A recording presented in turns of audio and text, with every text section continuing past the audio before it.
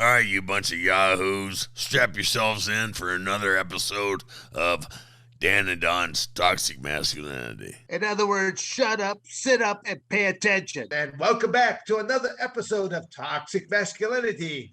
I am here with my co-host, the man of men, the guy that scares everyone else, the guy with the most unruly mustache, Don the Predator Frye, and yours truly here, Dan to be Severn. And we have a couple. We're here to entertain, offend, defend anybody and everyone. These are merely our opinions.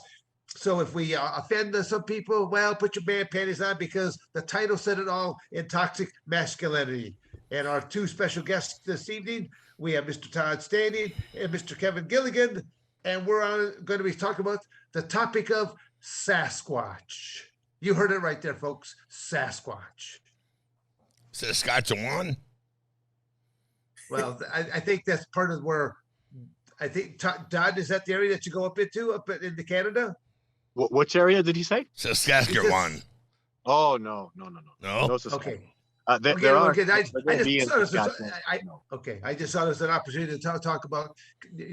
I know it's up in the Canadian aspect where you end up going there, but Mr. Todd said, "Well, start to clue us in a little bit on this. When did you start? How long ago did you start this this search for? Or I don't know, was it a search for you? What made you want to go into this this field of Sasquatch and trying to find Sasquatch and all the information that you have about him?" Quinn. It's pretty simple. I was studying biology at the University of Alberta, and I was certain that I could prove there was no ecological niche for a primate species like this to survive in. So I went out to prove they didn't exist. And I started working. I started understanding the biology and understanding there's plenty of space for thousands of primates like this, or other hominids more specifically, to survive in.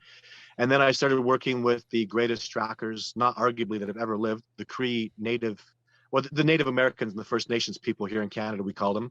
They're the greatest wilderness hunters and trackers that have ever lived. And they all know this species is real. And it was a matter of them earning my respect and vice versa, that all these people convinced me. And then through my own evidence and filming them, I became aware that this hominid, intelligent, incredible, amazing species exists.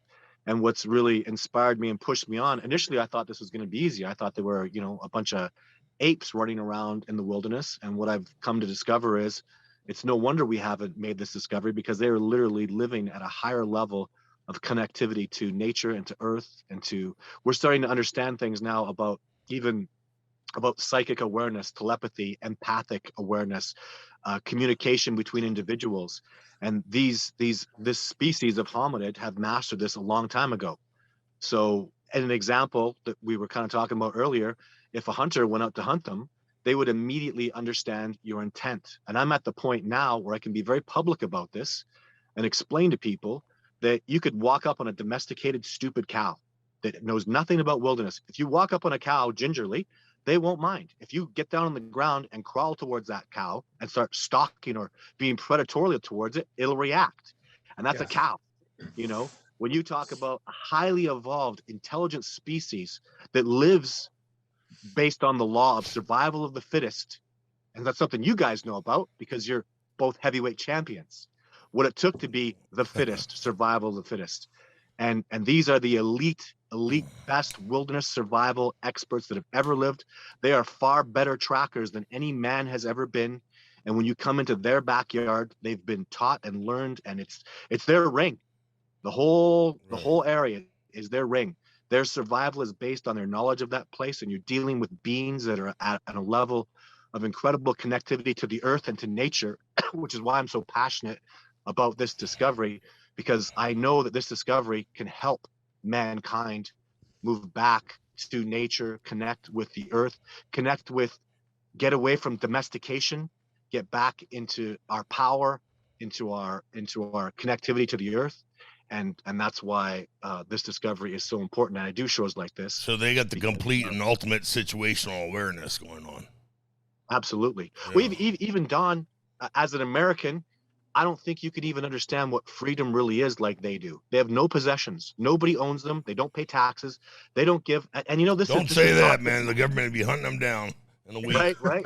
And The I'm gonna government will say find that, them. Yep. right, because this is toxic masculinity. They don't give a fuck about the parameters and bullshit that governments and even other people put on us. And if they don't like something, if something pisses them off, then survival of the fittest, the toughest, baddest ass son of a bitch makes the decision, and that's powerful in nature. That's why bears and mountain lions and wolves are so tough.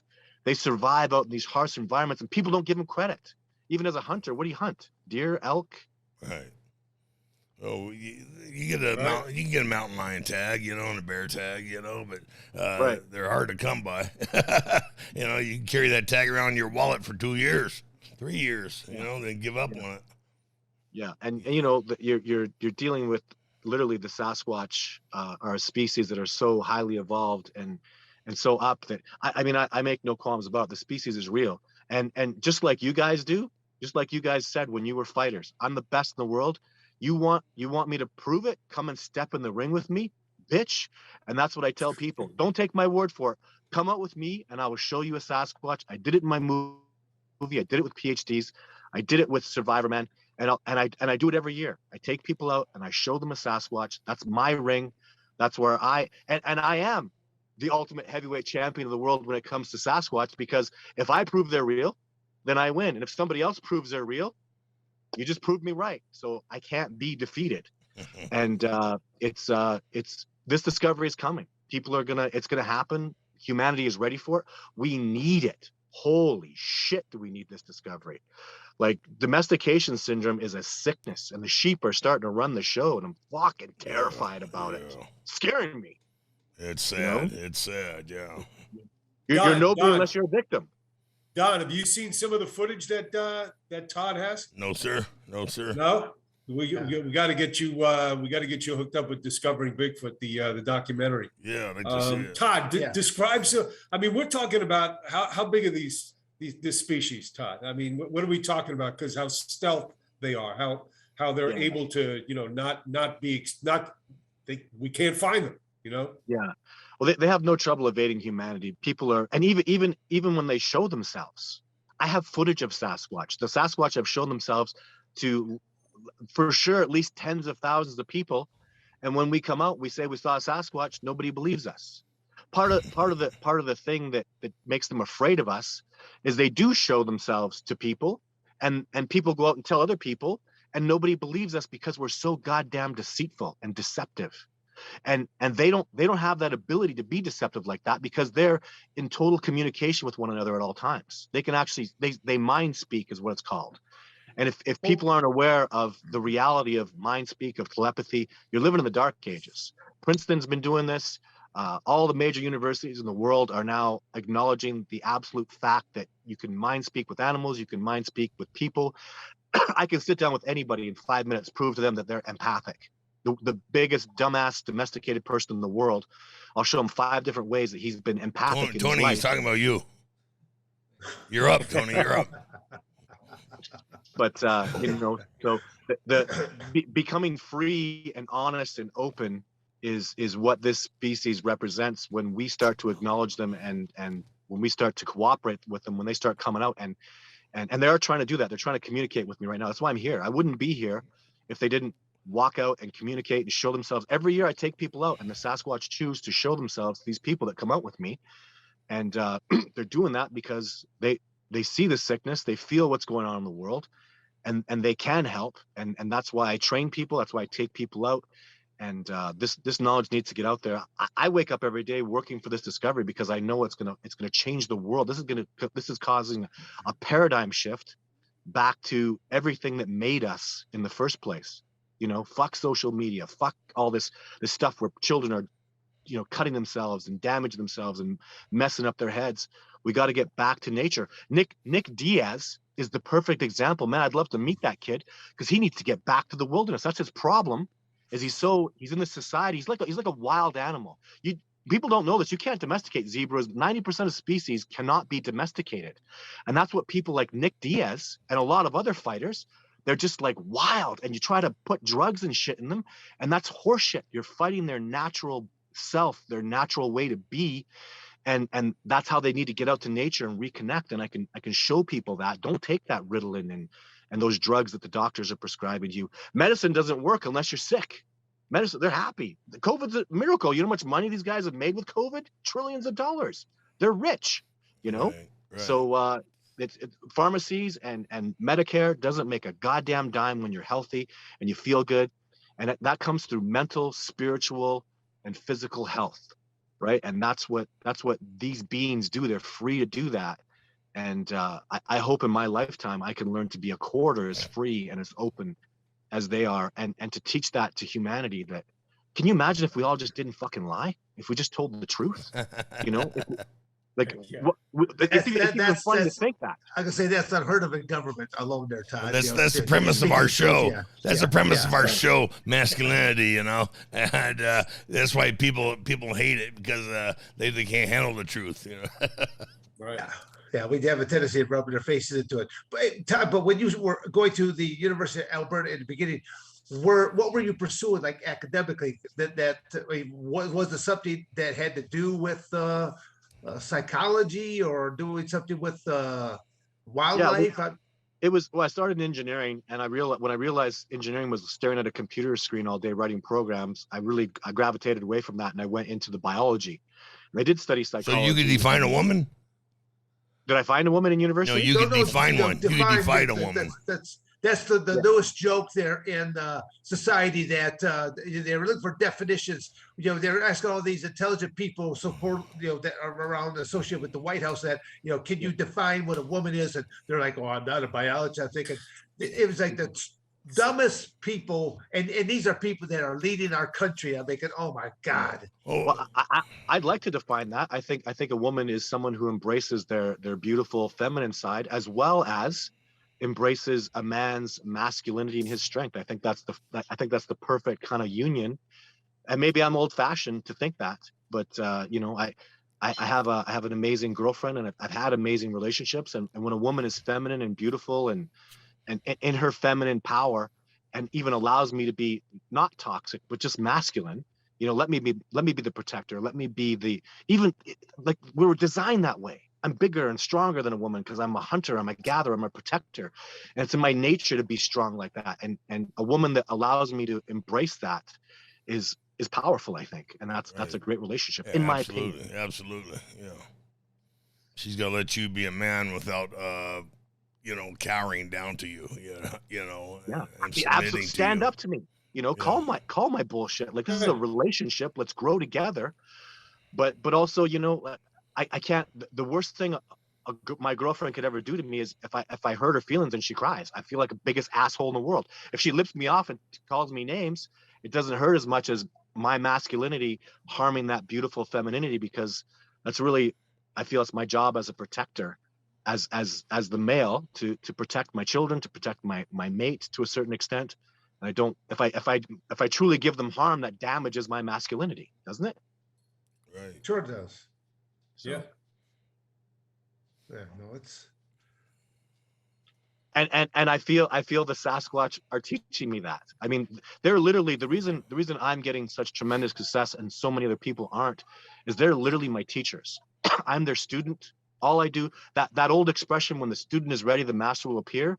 It also goes to another level where when the student is ready for the knowledge, the master will teach it, right? You don't, even in fighting, it translates. You don't teach somebody an arm bar when they're not ready, when they're going to bust some. I taught somebody, had this happen. I was a doorman. I grew up with the UFC, by the way. I was studying jiu-jitsu, and I saw the very first UFC and the second one where you were in, Dan. But I remember teaching a doorman that I was working with a chokehold. I never put him in a chokehold. So one day, there's a fight. He grabs this kid, puts him in a chokehold, lifts him up. The kid goes unconscious. The kid's dangling there. I run towards him. I yell, drop him. So he lets the kid go, unconscious. Head bounces right off the ground, right? Broke his nose. And there the student wasn't ready, and the master was teaching it. And you know what I mean? So Yep. You learn those lessons, and that's what I've learned to be with Sasquatch, is be a good student, go out there and look for knowledge and understanding. And when you're ready, they'll teach it to you, because as much as you guys, I bet you guys love to teach fighting. You love to talk about fighting. It's your passion. And it's something that you want to promote. You guys want to promote the UFC. You want the UFC to do well in healthy ways, which I understand are tremendous. It's not quite on that right now. Well, But- I'm gonna say that could be a whole different discussion right now, because Yeah. there's a lot of qualms of the UFC really not taking care of their athletes, especially in, I'll say that really has come up more and more in the more recent years. At the time, like when Don and I did it, it was just an opportunity. This is what they were paying at the time. We didn't bitch or complain. We just went out there and just did our thing.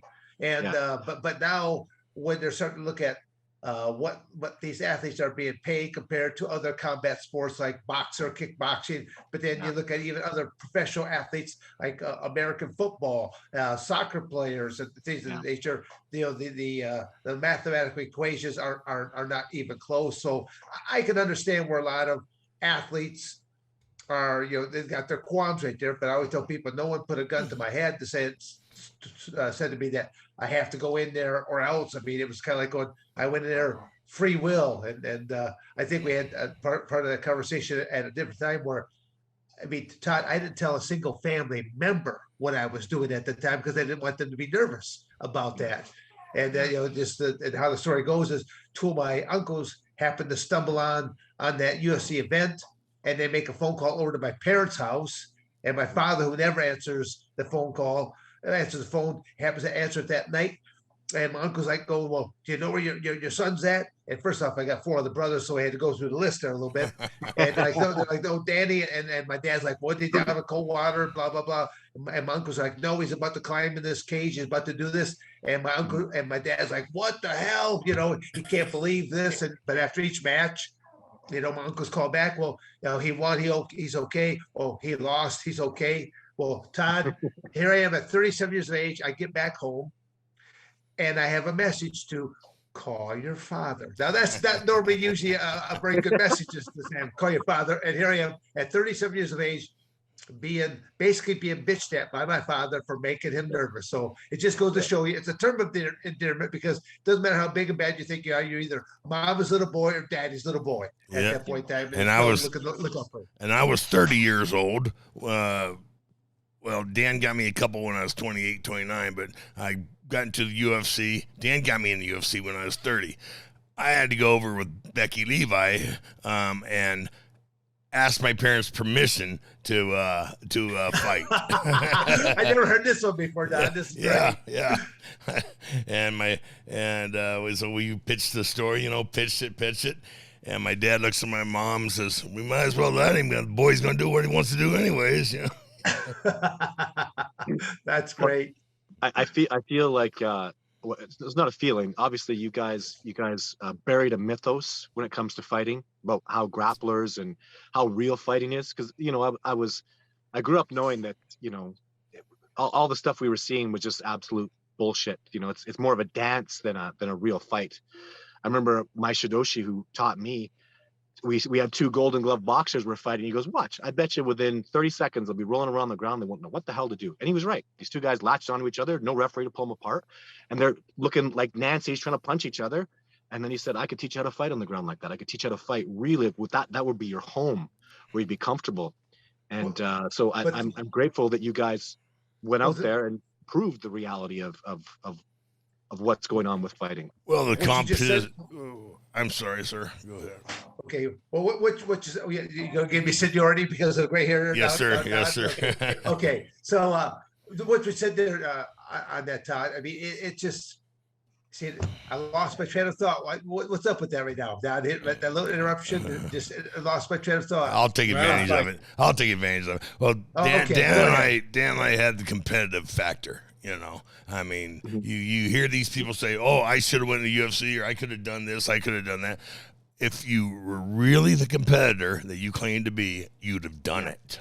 Right. You know, I say that so much. You're absolutely correct. Step in the ring, bitch. Step in the ring. Okay. Put up or shut up.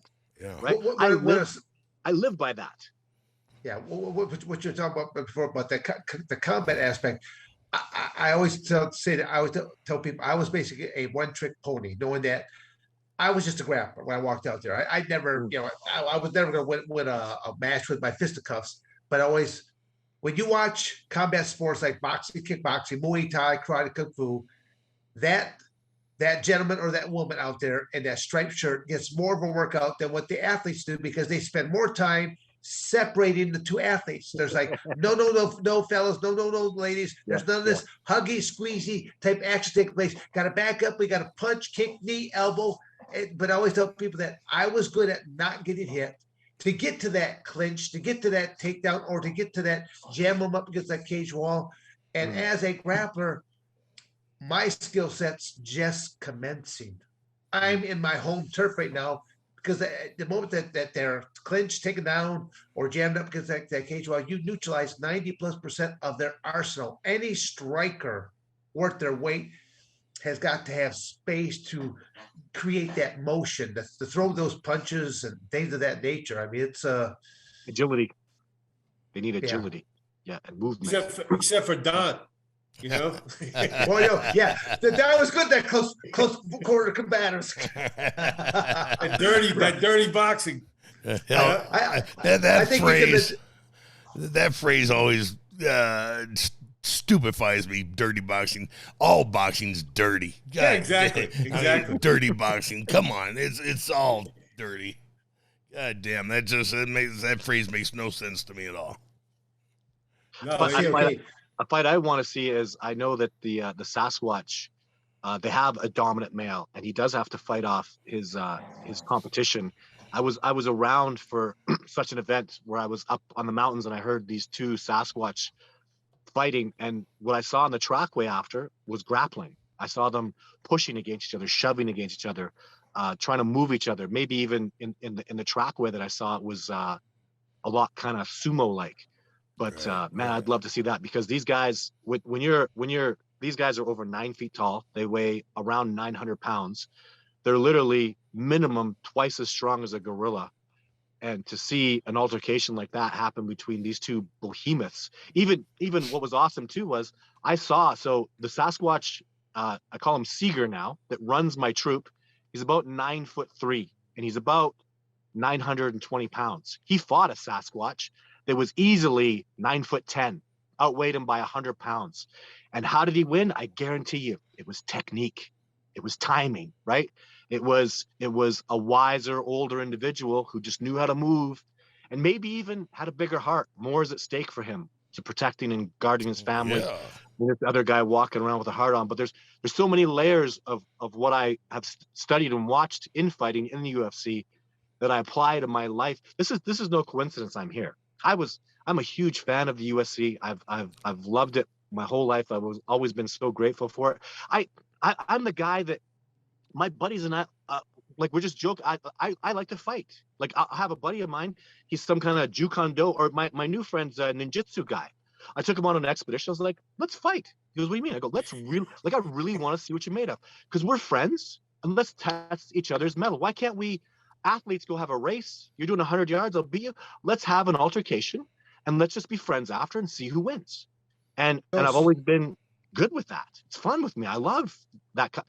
Don't you get to know somebody when you really, don't you get to know them in a special kind of spiritual, masculine way? I'd like to ask you guys that. Don't you change when you win a war like that?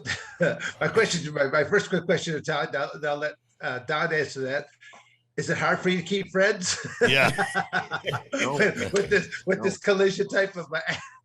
Well, now that we're buddies, let's fight. Yeah, I was going, well, I've known Kevin for probably 20-some years. I don't think that's crossed my mind to say, hey, let's go fight. Yeah. You know. Yeah. Well, I'm not gonna lie, but I know you guys are. I would love to wrestle and learn techniques from you guys. There's always a level, right? And there's. I have really good friends. Like, every time, 4 times I have friends that are 4 of my friends right now, and we've all fought. And it doesn't have to be even why fight angry? Right. What's the point?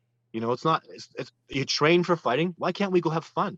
I could take a shot. I had a big black eye shiner from an elbow I caught. I was like, man, hey, great shot. I was like holding that around, like I was like proud. I took pictures of it. I taught my kid a spinning back fist, and he caught me And he was like 3 years old, and he hit me with a spinning back fist as I was doing the dishes. I'm like, man, I have pictures. That's a badge of honor. So it's in my blood. Your son was to be a warrior. 3. You said your son was 3 at this time? He was 3, and he hit me with a spin. I was down doing the dishes, and he just thought he hit me with a spinning back fist. Where I was just teaching him, and he clocked me. Like, boom! And I was like, whoa! How low is your sink? How low is that sink? Yeah. How low is your sink that you're down there? No, the 3-year-old kid. dishwasher. I was unloading the dishwasher. I bent right down, right? And he's like, hey, he lined me up. He's like, you're right there. Boom! It was proper. I was like, damn, boy. Proper. But must have been watching clips of John Jones that spinning back elbow or spinning back fist. Yeah. Yeah. But isn't that the warrior spirit? Like, how do you turn that off when you feel it, when it's in your blood? To be like a warrior has that battling. You guys must feel that. Like, you guys walked into the ring, like the ultimate warriors in the ultimate setting. I can't even imagine how that would feel. Yeah, but now, yeah. Yeah, Don, go ahead. I mean, it expressed how you either psych yourself up or how you transitioned from meek, mild mannered Don Frye to the Predator. Hey, Don Frye is not transitioning, okay, buddy? There's no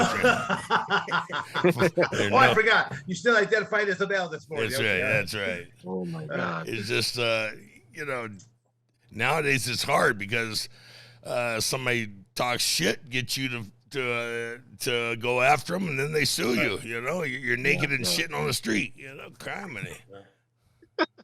I find barking little dogs. I have nothing to prove with that. That doesn't. Right.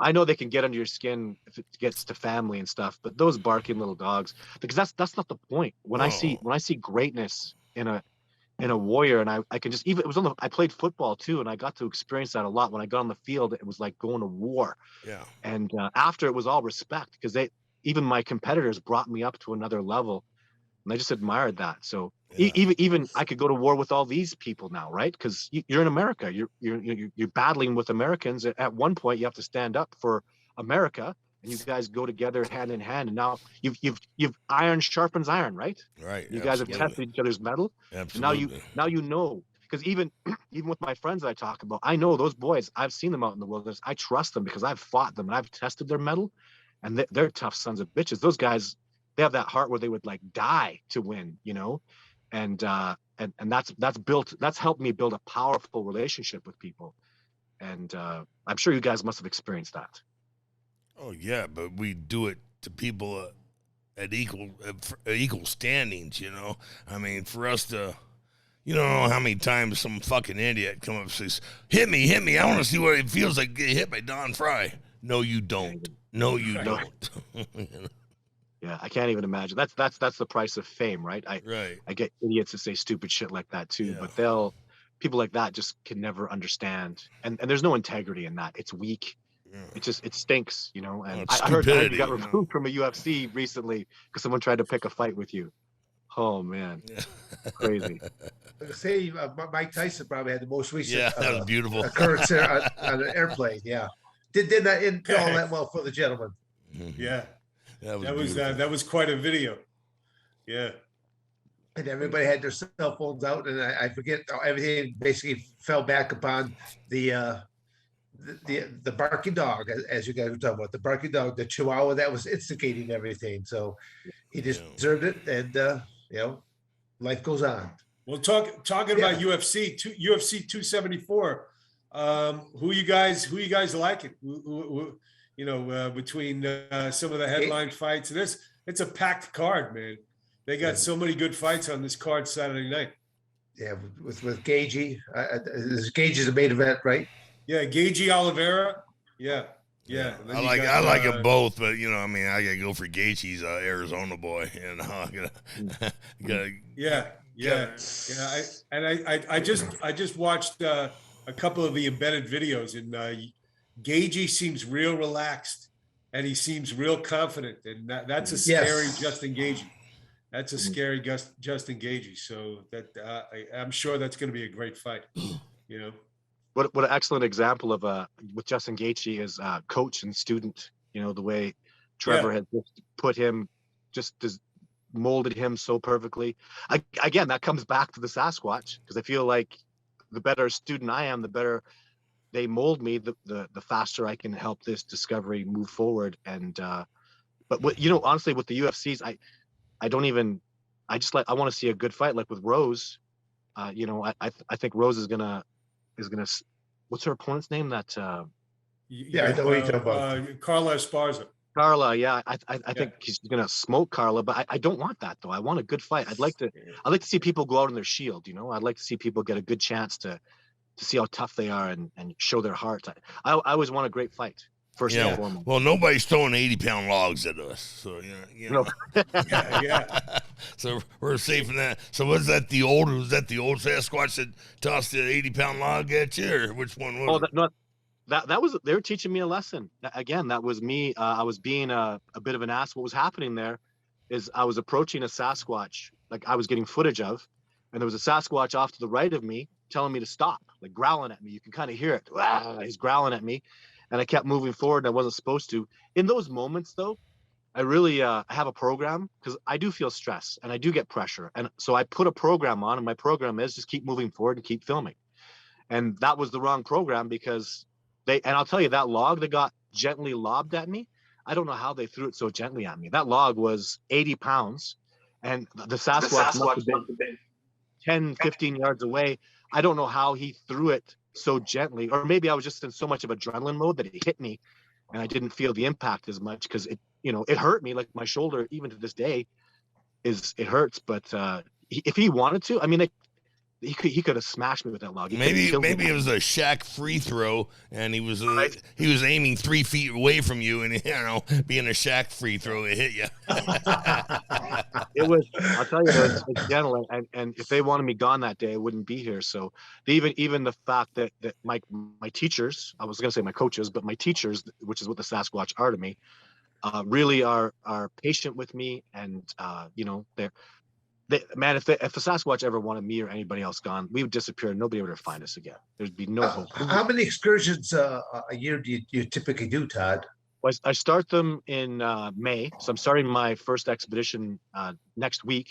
And I go 1 week in, 1 week out till the end of October when it snows. So usually right around Halloween, I'm done. So I spend half. And then when the snow falls, I don't track them or follow them anymore. Winter is such a hard time to survive. I don't want to be pushing them around. Even hunters, they don't hunt in the winter, because animals, if you chase an animal once, you're decreasing the likelihood of its survival dramatically. And ultimately, if you really are a hunter, you should love the species, or you shouldn't be out there, and you don't want to cause harm unnecessarily. So even a hunter should want a good hunt, a good fight, have something amazing happen. Well, otherwise you just run it over with your car. Now, let me ask something strange here. Do they have 2 rows of teeth and 6 fingers and 6 toes? Like the red-headed giants, or is that a different species completely? Then no, you have your red-headed giants. I have no evidence of such a species whatsoever. Sasquatch. Oh, they found it. They found it. Yeah, they did? Yeah, the giants of they find the skeletons, the giants in North America, and then all over the world they find skeletons of giants, and some of the red-haired, and they're big giant gingers, but they have 2 rows of teeth, 6 fingers, 6 toes on each foot and hand. No, nothing like that. Well, I'm gonna offend you and tell you a truth that's quite bothersome, but it's an absolute fact. They have DNA from this species, and they're literally able to breed with human beings and produce viable offspring. So by definition, they're literally the same species as us, right. Which is something I don't like talking about, but it's like I say, it's in the DNA. It's a fact. They bred 19 times and produced viable offspring that have bred back into the population. So they have successfully bred with humans. And donkeys and horses are different species, because if they breed, they create mules, but mules can't be their own species. They can't breed. So the definition of species is literally, they've adhered to that, where as much as how crazy that sounds to me, and I'm very uncomfortable talking about it, it's a fact. I can't argue with the DNA. I can't argue with the science. It's been proven, and it's just it's a real fact. So even to know that there is no pure Sasquatch out there potentially anymore, they've all been bred with human beings, which are weaker. I mean, we're smaller, weaker. Even, to be honest, you know what, guys? We're dumber. We're not as smart as this species. I've seen it so many times. I've been out with the best in the world, the best Navy SEALs and US Rangers and military guys, and we just get owned. Like the minute we think we're a step ahead, it's just because we're so far behind. They're literally 3 steps ahead of us. That to get owned like that as a human being, as an intelligent human being that has a plan and adheres to that plan, and they're just dominating you and owning the situation. Well, like you said, we're in their neighborhood, you know. I mean, come on. Well, it's even more than that, because what we've learned from even chimpanzees is if you put a picture of 19 things up and you drop it down, a chimpanzee is actually better than twice as intelligent as any human being in the world at memorizing things in the moment. So that's called intelligence in the moment.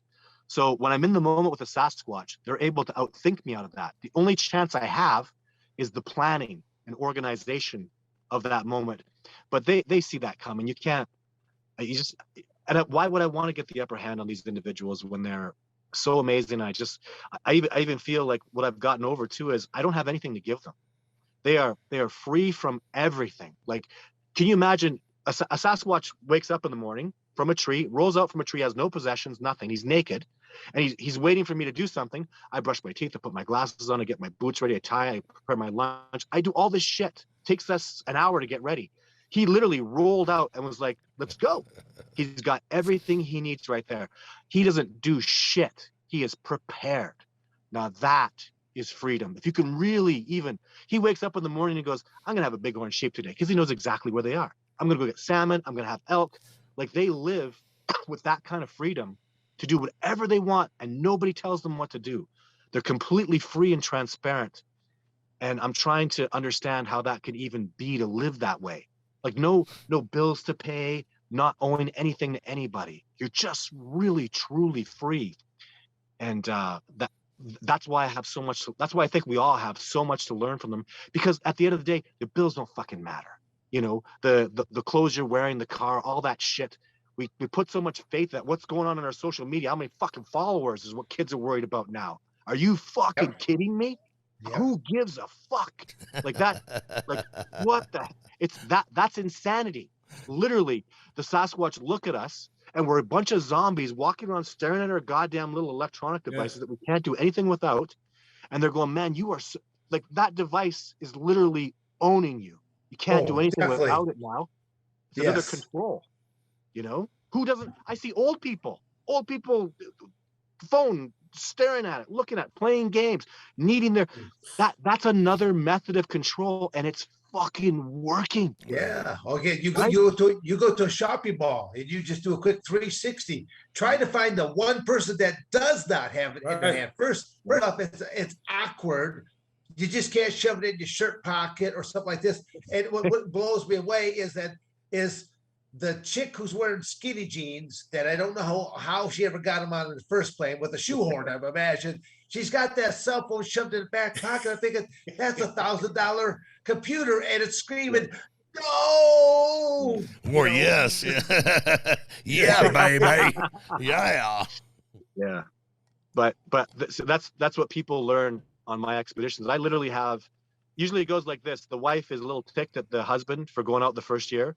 Then he comes back and he's new, he's refreshed, and the wife will literally say, I want him to go out every year. I don't know what you're doing to my husband out there, but I want him back. New how there. I'm curious as to what kind of refreshed, what kind of changes do you normally see, and how long is a typical excursion? So I do 7 days. Okay. 7 days, 7 nights, backcountry wilderness. First thing people will have trouble with on the first night or two is the silence and the nature. There's no voices, there's no even magnetic fields. We're so conditioned to be in civilization. When there's no magnetic fields, when there's nothing but the birds chirping, the wind blowing, you get calm and you feel surrounded. And the trees, people don't understand, the trees are living beings. They're old and they're so calm. They grow so peacefully. And you walk around barefoot and you connect to nature. You drink water from the glaciers. It's 20,000 years old. Perfectly clean, amazing water. And you go out there and you're zen and you connect to nature. You feel it. You can't talk to anybody because cell phones don't fucking work. I have never seen an expeditioner out there with their cell phone. They literally put it away. Maybe the first day. After that, they put the damn thing away. We don't give a shit what time it is. When the sun goes down, we come back. When the sun goes up, we get up. When it's raining and shitty, we put on rain gear. When it's beautiful and sunny, we don't wear much. But we just out there to just be and connect to nature, and nature will get to you. It'll get into your pores. What happens too is something nobody in the whole world talks about. When you breathe in all that, it's not just the fresh air, it's the plants that you breathe in. All that stuff goes in, it's carbon, but it's plant carbon. It goes in your bloodstream. You have to repeat that. On day 3. You have to repeat that. You chopped her up. Okay, so on approximately day 3, after they've been breathing in all the fresh air, and it's not the fresh air, it's the sap and the trees and the grass that you're breathing in. It goes into your bloodstream. It removes all the toxins. And on day 3, people sleep 12 hours. Can't get up. And then day 4, it's 10 hours. Day 5, they want to get up in 8 hours. They feel charged up and they're sleeping good at night because all the toxins are gone, not just from them physically and from your bloodstream and your muscles and the fresh air. It's also the serenity that comes into your mind when you had nothing to do but just be at peace and calm. And God, I took my son out there for 2 days this year just to go do a little, make sure my trailer wasn't torn apart by the bears. He's like, Dad, I can't remember. Man, I slept so good. And the peace and the tranquility, you know, we are empathic. We do have that ability to hear our voices around us. Stuff affects us. And when you can just get away from that and just disconnect and let yourself get back to nature, we're all natural beings. You guys are fighters because you were built that way by nature, not by fucking the civilization that we've constructed here. You guys are built from nature. And the more you disconnect from that, the more you're denying your true self. And that's what the Sasquatch never disconnect. That's why they're so free and open. I mean, I can't even, I've actually seen Sasquatch scat, and I took it into a Fairmont restaurant, a fancy restaurant, and I was looking at it with Survivor Man because it was so clean. You know, it's like deer scat, elk scat, right? It's clean. There's no any human being defecates and I'm going to throw up because, you know, I mean, it's disgusting because we're pretty gross. And I get out there and we connect with nature in this incredible way that just, it's so addictive. And that's what this discovery is about people getting back to nature and reconnecting in a beautiful, deep spiritual way that just opens up humanity, that gets rid of those barking dogs, you know, that shows what's really important. You know, are you really clean? Like I tell people before they come on an exhibition, eat clean, and I go through their diet. And you think, well, that's fucking crazy. You know what? If you come out and you're toxic, the Sasquatch, they'll smell your urine because you're peeing in the bush, and they'll stay away from you because they judge you based on your toxicity. Sure. You know, and that's how real this is. It's emotional, it's spiritual, it's physical, it's connecting in every way. And they have no sympathy for the weakness. This is survival of the fittest. If you come out there and you're twitchy and you're afraid, they won't fucking come near you. They don't need that shit. They're gonna test your mettle. That's why I think Seeger would like both Don Frye and Dan Severn, because you guys have been through the fire. You guys have been under pressure, and Seeger understands that. And you guys will be better at interacting. And Seeger's the big giant male. He's the big giant beast. He's always watching. He's always paying attention. And something told me in just a vision, thinking about you two guys, that Seeger would love you guys. You're going to go out there and Seeger's going to know who you are and where you're from. There's a universal connection. He knows. I think that's why I'm here talking to you guys, because eventually you guys have got to come out and you'll see. And it's my ring. No bullshit. When you have your encounter, when you see a Sasquatch, when they come around and people are going to say, oh, Todd was hoaxing you, you're going to say, go fuck yourself. I was fucking out there in the bush. We bled, we fought, we survived together. Fuck you. I saw a Sasquatch. And that's what my expeditioners do. You don't fucking tell me, because I didn't see a person for 7 fucking days. We were alone. There was nothing there. And what happened couldn't have been done by a man, not just because of the physical power and the things that you saw, but most importantly, what you felt in your heart.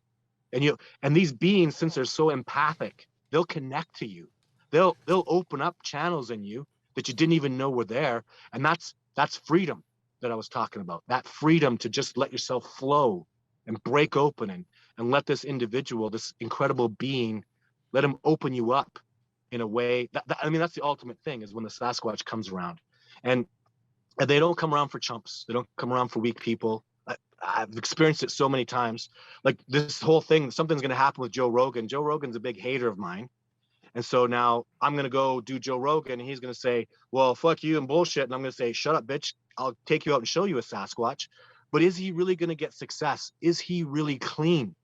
Because I know about you two guys. I've seen some bullshit with people and I don't know what to think about Joe Rogan and how he's good for this discovery. But I know that Don Frye and Dan Severn, you guys are special. You're cut from a different way. And I would like to hear your perspectives, please. I like Joe. Joe's a good guy. He really is a decent, really good guy. He just Joe's had so much bullshit thrown at him. You know, he's really he expects it like being a cop. A cop thinks everybody's fucking lying. You know, yeah. You know, you're trained. Is that like your first lesson? Everybody's a fucking liar. No, well, you go by intuition, right? And you're right. I mean, Joe sees so much information cross his plate. You know, yeah, he's got to really put it through a filter. I think if he takes a real close look at what you're talking about, Todd, I think Joe's very open-minded too. He really is. You know, and if the science is there, and I believe it is. Just to go back to what you were talking about on the health and wellness side, you know, Dan, in relation to medical cannabis, Don as well. When you smell the cannabis, Dan, when you were at the facility, the terpenes, everything that Todd is talking about when you're in nature and you're smelling nature. I mean, there is health benefits to that. There's huge, and that's stuff we don't measure. You know, and it's funny relating back to the cannabis with the terpenes. I mean, there's real medicinal value to that stuff, but you don't correlate it to nature. You know, I think you've got an interesting tact, Todd, in regards to health and wellness. And I'll just play off of what you just said there. The stuff there, Kevin. I mean, I know that like when I go out to my one little island property there, I'm basically out there by myself. So clearing wood, chopping wood, splitting wood.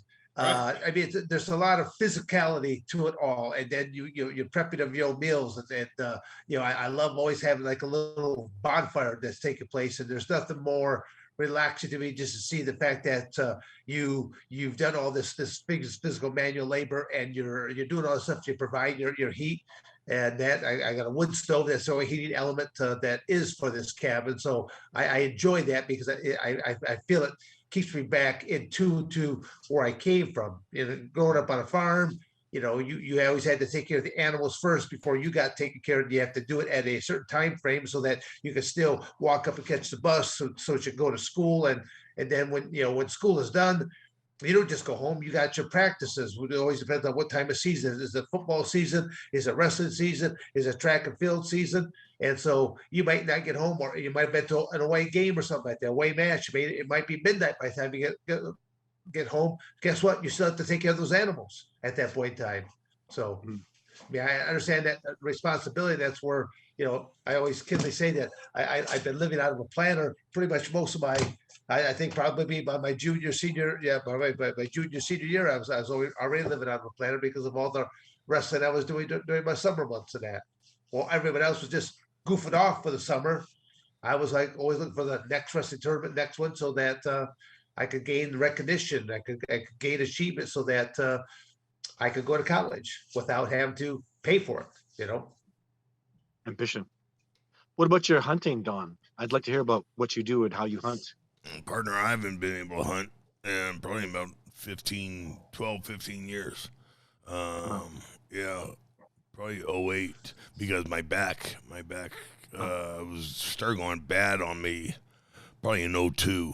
And so I kept, you know, from 02 on till 2011. Yeah, I mean, I was all pilled up, you know, just cheating my way through it, you know, faking my way through it, and because it progressively got worse, and so did my drug usage, you know, to get there, you know, and that's a bad thing about it, you know. You just I'd go home to my doctor, say, just give me enough pills to make it to the next fight, you know. Yeah. And then every time it just turned like that. What did you hunt though? Tell me about when you did hunt. Oh hell, we hunted elk, deer, basically birds. Yeah, your quail, your dove. But yeah, we like I said, you get a mountain lion tag, and mountain lions are year round. Or you go out and shoot coyotes. Coyotes are just garbage eaters, of the animal world, and so that thing's they're a nuisance. So you can shoot them. You don't even need a license or a tag or anything. But yeah, you could pick up a wild mountain lion tag for $35 over the counter at Walmart. Did you ever shoot a mountain lion? No. Found a couple dead ones, and cut the head off, and I went home and boiled it. Had the skull, kept the claws. Nice. Yeah, they're beautiful animals. That's one of the things. Amazing. You got to question. Yeah, you got to question if you really want to kill one or not. Yeah. Well, what's the purpose behind it, right? So I'm going to start meat hunting. It's difficult for me though because I admire I see what these animals go through and how hard it is for them to survive. Right. So I'm very cautious about wanting to be very equilibrium about it. Make sure that I'm harvesting the right animal, right time, and not damaging the species. Because I'll tell you, one of the things that really was the first thing I learned about Sasquatch is they herd the elk. They herd and keep the elk like they're cattle. Yeah. So, and that's the way they do that. Even what I found out too is, so as a hunter, you want to get a young elk. You don't want to get an old nasty one. You can't eat them. That's for trophies. Right. The edible ones are the prongers, the 2, 3, 4-year-olds, right? Right. And this biologist that I met from a national park here in Canada, he did a study on a herd that was being run by the Sasquatch, and he found out a stat that didn't make any sense. The mortality rate for the 4 and 3-year-olds was like 90%. They were getting picked off like crazy. And all the other individuals had a higher mortality rate, except these ones that should be the strongest and fittest. And when he talked to me about it, I told him, I said, it's the Sasquatch. They're picking the yummiest, tenderest elk, and they're mostly taking the bulls because boys, you only need one boy to breed 50. It's just like what a farmer would do. And he was just so much in denial until I showed him the tree breaks and the tracks. And then he saw a Sasquatch and he realized that this incredible species is just doing it's farming, but it's wild farming too. Like these are wild elk living out there. But when you're a big giant primate and you weigh as much and need to eat as much as they do, they're going to keep their herds, and they do keep their herds. And the way they live in that perfect equilibrium, it's something that we need to really understand, because it's amazing their relationship in nature, how we can find a way to find balance and to live healthy lives in all ways, from nature, not separating ourselves from it. Now, are they omnivores, or are they just straight carnivores? Omnivores. Yeah. I see. Well, I'm not going to lie, the other perplexing fact is the scat that I've ever found, I've only found scat 6 times. It's never seen any meat in it. Totally vegetative. Really? So I know they're herding the elk, and I've actually I know what an elk looks like when they kill an elk. One of the dead giveaways is they'll snap the ribs off the spine, and they'll suck the marrow out of the spine and on the end of the rib. So you'll find a carcass, and all the ribs are broken off by being snapped and sucked out, and that marrow is highly nutritious. So they can digest raw meat then? Oh, you know what? A Sasquatch would never besmirch himself to cook cooked meat. And I'm almost starting to feel that way. I actually can't eat cooked salmon anymore. I just eat it raw. Sushi got me on it. Right. And I'm starting to feel that way. As domesticated as I am, I don't want. It's like that salmon's cooked. Ugh, get it out of my fist. Oh, I hate cooked fish. Nasty, right? I love sushi, but I hate cooked fish. Yeah. Well, even meat. Yeah, meat. Who eats a good steak that's well done? Right. My dad would have disowned me. Right. If I put HP sauce, or if I ever ordered anything more than medium rare, he would have been like, "You're not my son." Oh, I know. He's the pop the horns off, wipe the ass, and throw it in a plate. Call it done. So, call it done. Yeah. What's rare? One of the questions I wanted to ask you, Todd, was the science of tree breaks, and structures, the tree structures. In regards to the herding of the elk, and the tree breaks. You mentioned that. What is that all about? What's that all Well, about? they are trying to communicate with us. The tree breaks are a form of communication, telling us to not go past these particular barriers. And of course, human beings completely disregard them and are completely ignorant about it. And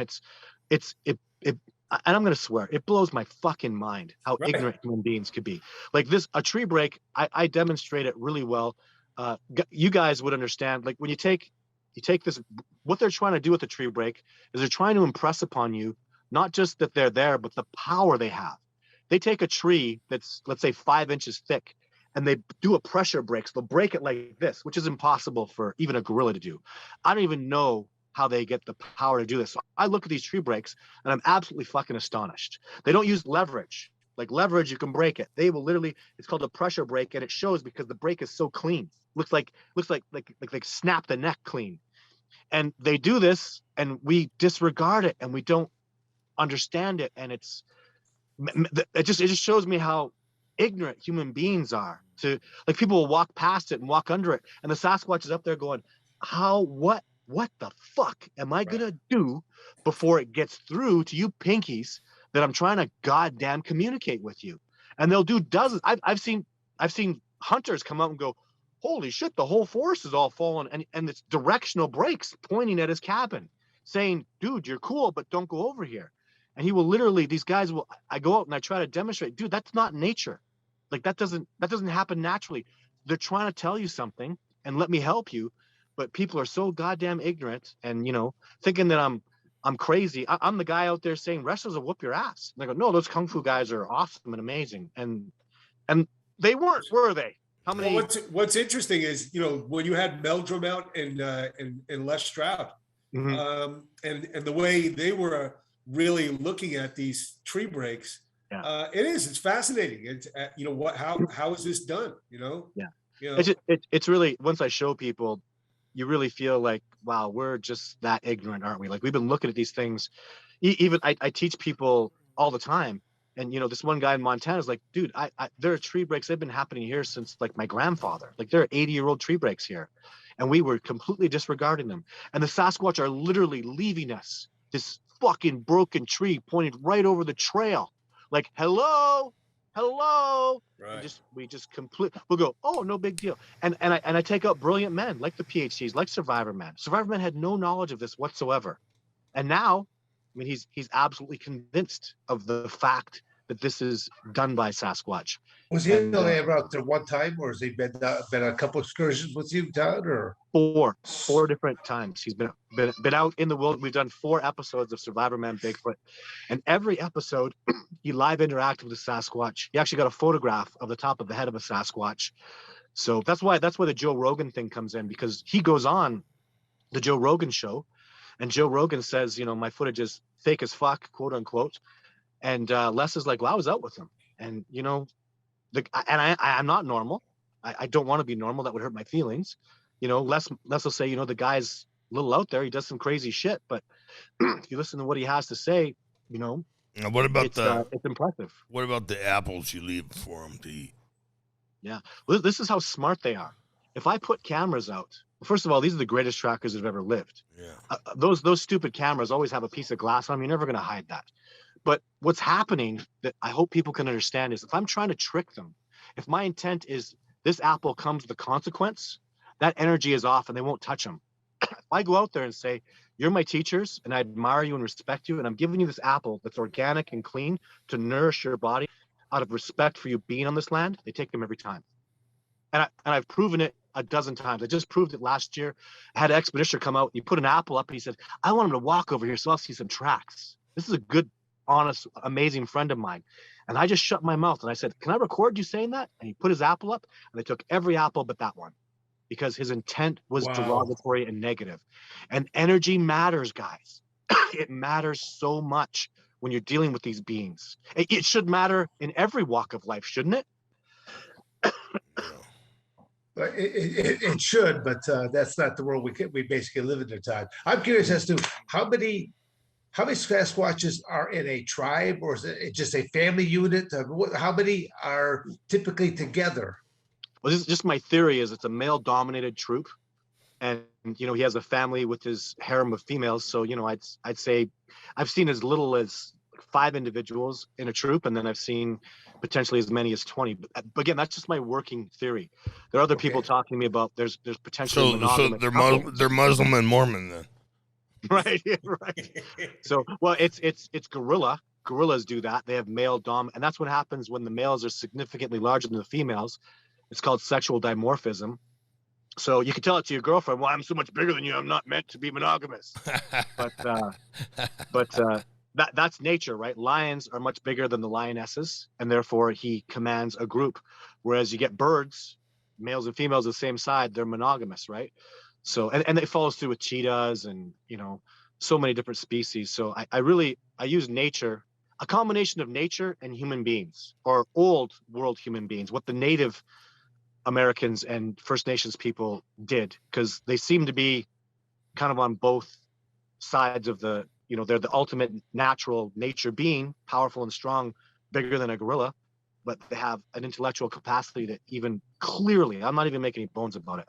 I've never seen any being so intelligent. Like I've looked in the eyes of a Sasquatch, and man, that individual was clean. I had feeling from him. I could understand what he was doing and why he was there. Like, they communicate with us in that way. And it's when you can get to that level and have that kind of connectivity with a brilliant species like that, it's just changed my life so dramatically that you can see the passion in me. So it's powerful. And I know this is going to be literally, this isn't just we discovered a billy ape. This is going to create a paradigm shift in the whole world that brings us back to integrity and truth. The old knight code, where we can literally have a politician up there and we can know what his intent is because we can feel it. You can't hide it from us anymore. We know what that man is about. We know what kind of goodness is in his heart because we can all feel it. So we had that. They cheated him out of office. Right? Yeah. And what's it going to take to make this discovery then? My teachers are going to show me. It's literally a year ago, someone really put me to task and pushed me, and from my heart, I said 4 years, so now I have 3 years. The things that are going on right now are so amazing. What I've been learning, even in humanity, there's a movie called Fantastic Fungi, where it's talking about how we're so connected and how plants move us and all the things that mushrooms do in their connectivity, that nature is really speaking and communicating out there. And when you connect to it, you feel that. And, there are animal communicators out there like Anna Bachman. She's very famous. If you haven't seen it, you should watch she talks to a black panther. It's on YouTube. It's very incredible. It's impossible for her to have faked that. So these brilliant people are becoming very popular and famous. Even Third Eye Spies, where the CIA was doing remote viewing, where they can see what's going on far away and picture this stuff. Police officers have been using it, and psychics. This shit's been going on for a long time. It's just that we all have that ability, but if you train it and work it, it grows. And if you dumb it down and stare at a fucking device all day and worry about your social media and you're surrounded by electromagnetic fields, you're going to damage that ability, that natural ability, and it turns us into sheep. And that's got to end. We've got to line up, all of us. We've got to stand up for what's right, because I'm terrified that the sheep are going to start running things. It scares me, the way you're a victim and it's always abuse. And, I like the old way of thinking. I appreciate that. I know things had to change, but not to where the squeaky wheel and the victim is, everything. In charge, right? It's really an atrocity. And but that all ends with integrity. That all ends with complete honesty, and we can get there. We have to get there, guys. We have to. If I'm right, and I can feel what you're thinking, Don. I feel you. Yeah. I feel you. I understand. I get it. I understand your old school. I understand. I can really, I'm working on my empathic ability, and I can really, I can feel your pain. I can feel a woman damaging you.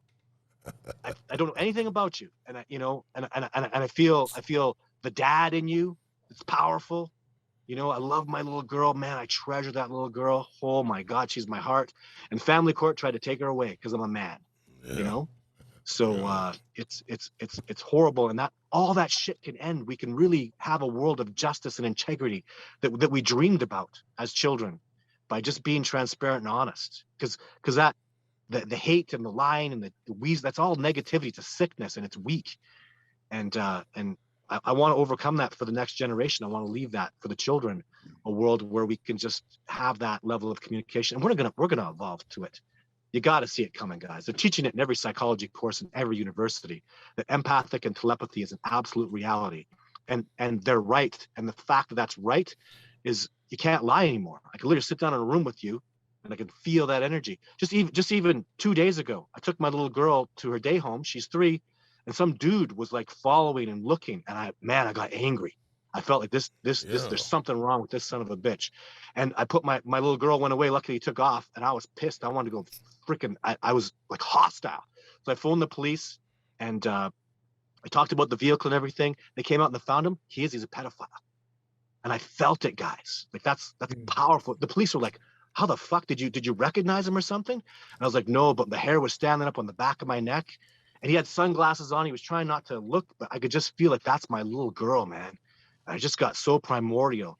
And these are new instincts that I'm just learning at this stage in my life that, that are powerful, that are important, that this should be nature. What dad doesn't want to protect their child like that? Yeah, we should be developing that. Right? Yeah. And I am. And that's what the Sasquatch are doing. They're helping me develop that. They're helping me acquire this ability. And it's nature, guys. Like I actually recognized it because I can tell if a mountain lion is stalking me. I can feel that cat energy. I've done it 20 times. Every single time, I could just feel that cat, that tail moving, that he's thinking about coming down and stalking me. And it was, at least with the mountain lion, though, I can feel the nature in it. I can feel it's his natural predatory instinct. What I felt with this person was it just made me so, like, for me to call the police, I don't call the police. I handle shit myself. I don't have much faith in the police right now. But I knew I had to do something that guy was around, and it worked. And yeah, we all need to develop that. We all need to have that. It would, I mean, Dan and Don, when you guys had the stare downs, especially with you, Don, because you've had some really interesting stare downs. When you look at a guy's eyes, because I know from a cop, being a cop, I mean, when I walked into a room, especially because it was never a good thing when I walked in a room as a cop, right? Yeah. So you're reading people and you're getting your intuition in line, like you're saying, Todd. When you guys were walking into the cage and you were, at that stare down, what did could you see? Is there any one instance where you knew you had the guy? Yeah, you're looking for weakness. You're looking whatever you see. I mean, because I'm sure you saw the antithesis of that too with some of the guys you fought. Well, they say that the window or their eyes are the windows of the soul. Yeah. So you stare into their eyes, and you just burrow in there and you find that weakness, And if it's not there, then you fucking put it in there. Well, that's exactly. But are you looking for them to turn away from you, Don? What is it when you stared at it? But what are you looking for? I mean, if they do turn away from you, what did that say? Yeah, the eyes that turn away, the blink, what have you. Yeah, anything to show a little sign of weakness, to say, hey, listen, this is me. This is all about me, not you, boy. You're just along for the ride, and it's gonna be a short one. From being a cop, I mean, you would make eye contact all the time, and you could the cards were being revealed. You could see who was the bad guy, where the intent was, whatever you were dealing with. You're right, Todd. It's really just tying into that instinct, Yeah, and they call it instinct, but it's really, and it is, but at another level, it's within us. It's in our nature to be that way. Right. And if you can understand, just you have to take my word for it a little bit. The Sasquatch, they all communicate with each other instantaneously at all times. They're in each other's heads. They're connected at all times. So the level of communication between them, the level of love and integrity in those families is beyond my understanding in my lifetime. But that's why they stay away from us, because they know about that deceit. They know about that deception, and it's evil, isn't it? It's horrible. Like it scares them that we can lie to each other, that we can lie to ourselves so much, And going back to that, Don talking about when there was no fear, He wanted to go get it. That's actually what I felt from that guy. When I gave him looks before, when I was walking my little girl, and he was like, he wasn't afraid of me at all. And that's what made me want to go put the quote unquote from Don Frye. I wanted to go put the fear in him. And I felt like I'm not a violent guy, and I don't feel anger like that, except when something crosses, my beautiful children. Yeah. And I was envisioning going and breaking that glass and ripping him right out of the car and putting some fear into him. I was angry, and I was going to do it too. I was going to go back and make sure exactly what I thought. You're not afraid. You come around my little girl, you better be afraid. Yeah. So you better be terrified. That's parental. I mean, that's a whole different animal right there. When you protected your family, that's it makes more sense than when you talk about the Sasquatches and getting close, and that they're just going into protection mode. This is my family, And now can you imagine that? You've come into my home to harvest one of my family. Oh, I tell you, you guys are getting in. You're starting to break this. I do not want to be there when there's a 900+ pound group of primates that throw rocks and know their territory. They'll knock your ass out with infrasound. They've been doing that forever. Like you just, there's so many levels that you don't have a hope of getting through there. The only hope you have is that they just go, you're pathetic, and we're just going to stay away from you because you're crazy to come out here, you little ant peon, and think you could harvest one of my family members. And being connected and close on their land, this is my house, and you've come to kill me. Yeah. Like you're starting to understand. This is I've been doing this for 15 years, and I really get how I've seen their devotion to one another. I've seen and felt their energy and their pure freedom and openness and integrity. And some scumbag comes out to hunt one, like you're just like you walk out of there by the grace of them letting you live. Because I don't think I would be man enough if you came to hunt one of my family members. I don't think I'd be man enough to let you walk away unscathed, honestly. Right. So I give them that respect. It's just a point of, though, like, you're not going to fight a 5-year-old. Some 5-year-old's going to come kick your ass, Dan the Beast Severn, Don the Predator Frye, and you're just going to laugh at him, right? Are you really going to take that fight? Come on, he's a little kid. Right. He's barking, but you know what I mean? Like, right. You don't know what you're messing with here. You need to grow up a little bit. And that's literally where humanity is at. I don't even worry about people really going to, like, the American government could go in there with Apache helicopters and napalm and fuck them up. I get that with all the technology we have, but a group of hunters, even a well-organized group of hunters or mercenaries, I talk to those guys. I'm like, guys, let me try to explain something to you, because you just don't know what you're up against. And I'm only here to help save your lives. Because if the day comes where you start getting close, that's when they're going to retaliate, and you're going to be sorry you were ever born. These guys they'll crush your skull with a freaking, like a tin can with a helmet on. Like I've literally, when I say they're twice as strong as a gorilla, I'm lying. It's at least 3 times as strong. You're dealing with cold weather primates that hunt and fight. Like tropical primates, they only have one kind of muscle fiber because they'll overheat. Out in our continent, it gets cold, so they have slow and fast twitch and denser muscle fibers. Like a 400-pound bear is much stronger than a 400-pound gorilla. Primatologists tell you, like, you better be terrified. Bears are incredibly powerful, and we just don't give them that due. And a Sasquatch has that bear power, except they're 900 pounds, and they have technique. They understand how to move properly. I've seen it so much. Anatomically, they walk in a straight line, and it looks like models do that. But when you're big and powerful like that, and your hip rotates properly, and you move perfectly fluid, you're going to walk in a straight line. And that's what it's a well-known fact. The Sasquatch walk in a straight line. And the way we move out like this, if you look at the way the hips rotate, we wear out the hips. The knee joints aren't working properly. Like it's very anatomically inappropriate, but we can get away with it because what do we weigh? If you're Brock Lesnar, you're 300 pounds and you're huge, right? Most people are, $150. When you're 900 pounds, your body better move in perfect fluidity with perfect naturally designed technique. Like the speed they move at when they get in a rush. These guys are so amazing. I remember I had a standoff with the Sasquatch once. Accidentally, I was pissing him off, and when he came out, what he did is I had a gun, and I kind of reached where I exposed my gun. You know what he did? That bugger pressed up against a tree and compressed. I thought, what the hell? And he looked at me. He's like, go ahead, reach for it. Let's see what happens. He's about 80 yards away from me. And I was like, whoa. I saw the look in his face. But I realized, you know what he was doing? He was pressing up against a tree. He was going to shoot off of it. Do you understand? Like a runner coming out Like of a the sprinter block. block. Yeah. Right? No bear or mountain lion does that. And he compressed, man. He was like, brr, like his body was like compressed. He was ready. Even his arms were like, I'm ready to explode like a sprinter.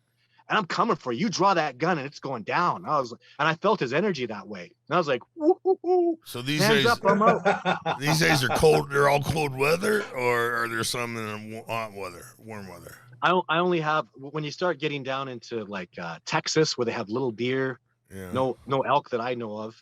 The bears are small. I don't have any experience with those species. I went to Alabama and I just had to get schooled because, with the water moccasins and the diamondback snake, and even there's no ecology there. I was in the Talladega Forest, and there's no bears or mountain lions. They've killed everything. Like, it's a very unnatural place now, but there are Sasquatch there. So, and they felt really cranky and like Southern Americans, actually. Yeah, I was gonna say, what about Central and South America? You got them there? No, it's too hot.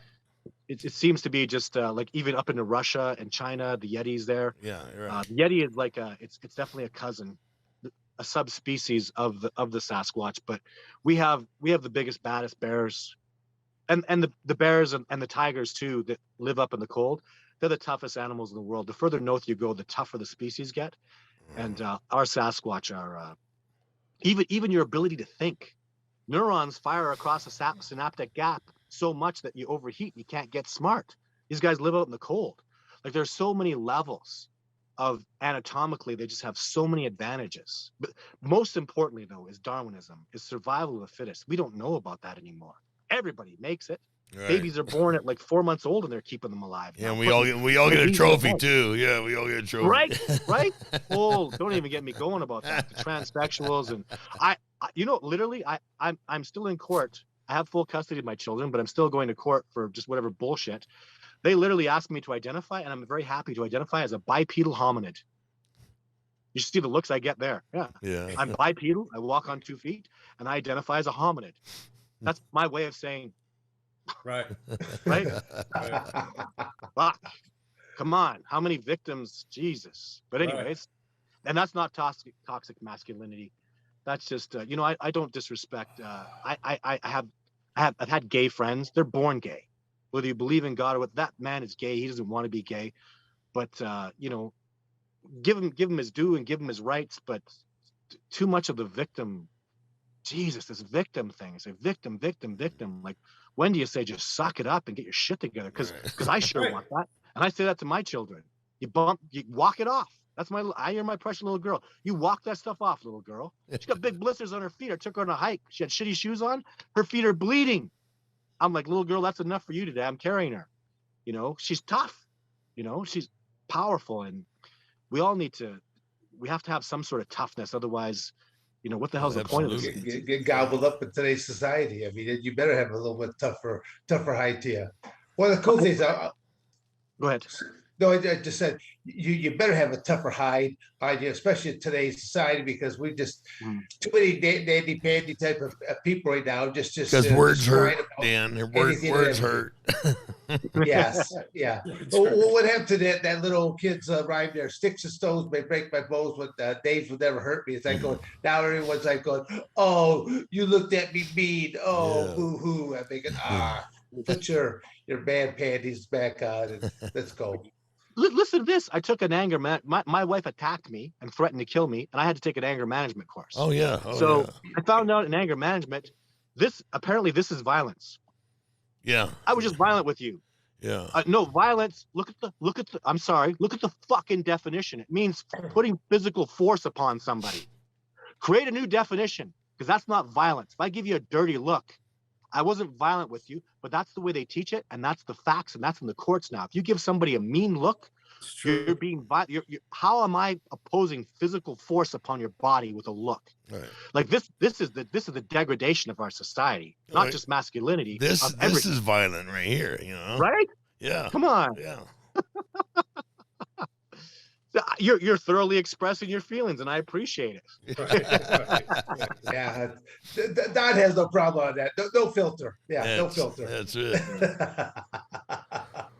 Well, that you know what that is, though. That's transparency. That's honesty. And I have to have that, and everybody can be like that. My favorite people are people other people call assholes. Well, at least he tells it like it is. At least with him, I know where I stand. Right. Where's the value? That's enormous value to me. I'll have that guy in my corner because if I'm being I'm at the point now where I do have a level of fame. I do have a documentary. I am out there, and I get these ass kissers, and I tell you, they're the most despicable people. I just can't wait to get away from them, because I want somebody who stands up. I want somebody who tells it like it is. I want somebody who that creates power and cooperation. That makes me strong, right? Somebody who's what are those people trying to seek from you, though, Todd? The ones that you're talking about, what that are just trying to get in with this event. What are they trying to get from you, I guess? I never hang around long enough to figure that out. It just washes away from me so quickly. I'm really I am kind of an asshole. I do rub people the wrong way, because I'll call it like it is. I'll call it like my girlfriend's son. He was a bit of he's trying to tell me that this isn't happening, this isn't the way it is. And when I proved it was right, I rubbed his nose in it. He was rubbing my nose in it that I wasn't right. And when I was right, I rubbed his goddamn nose in it, because he needs to damn well understand that this is the way it is. This is the way we roll. And he refused to accept responsibility for him being wrong. So I really rubbed his nose in it. Right. Because and you know what's going to happen is he's going to go away, and he's thinking about it, and he will man up. And the next time he'll show some integrity, because you gotta do that. If you can't just create the society of victims. There's accountability for their actions. That's why I say there's no accountability we allow people to get away with things all the time. And if there's no accountability, we continue to lower the bar. And that's what I say. I'll use one great example. Physical fitness inside the United States used to mean something.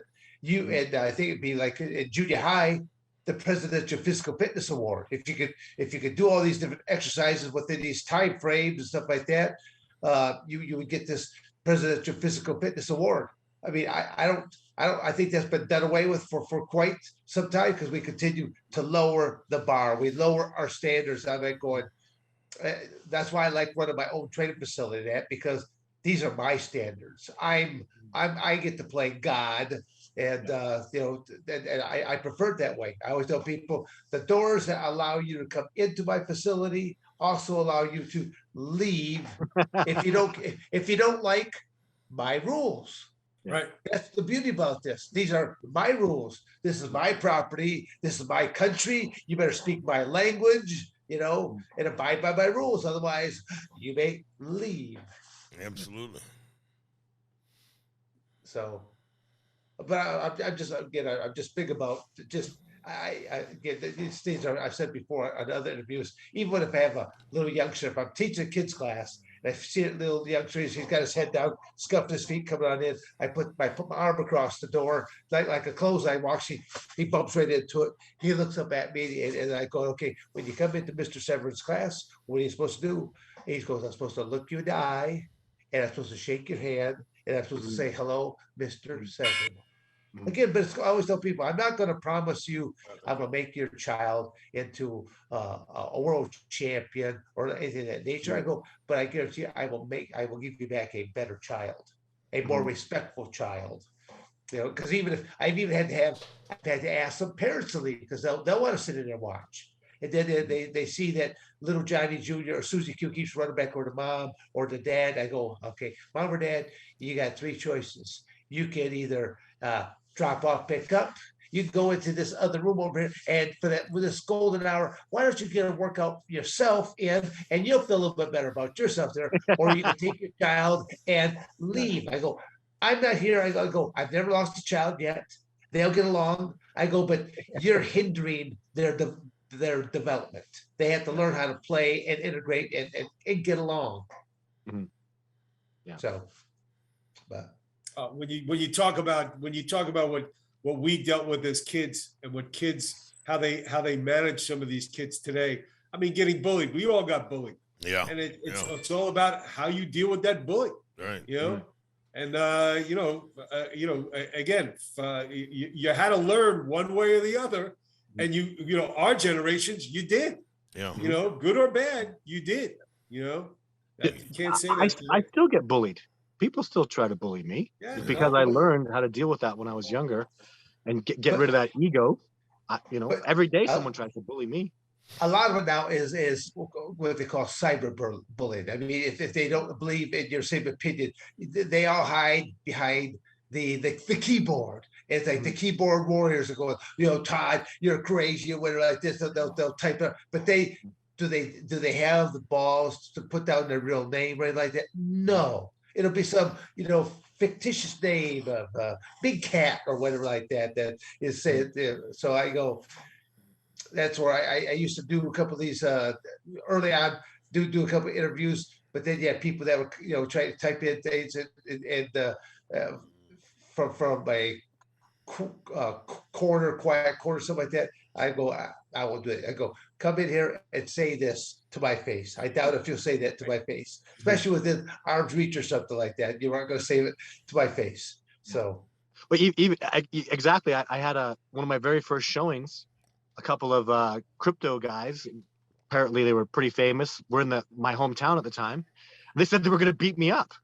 So I stood right there and I shook everybody's hand who came in to watch my documentary, because they also, at that time, I was having them sign a petition for species protection that I presented to the Canadian government. So that was my purpose, was to get that rolling.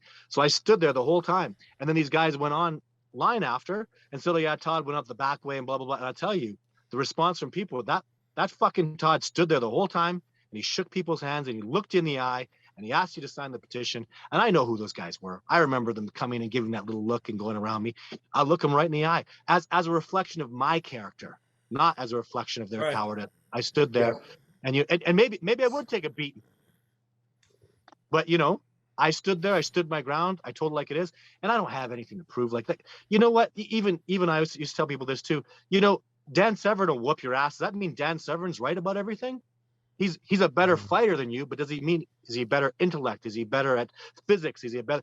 If Dan says that 4 + 4 is 5 and he whoops your ass, is it?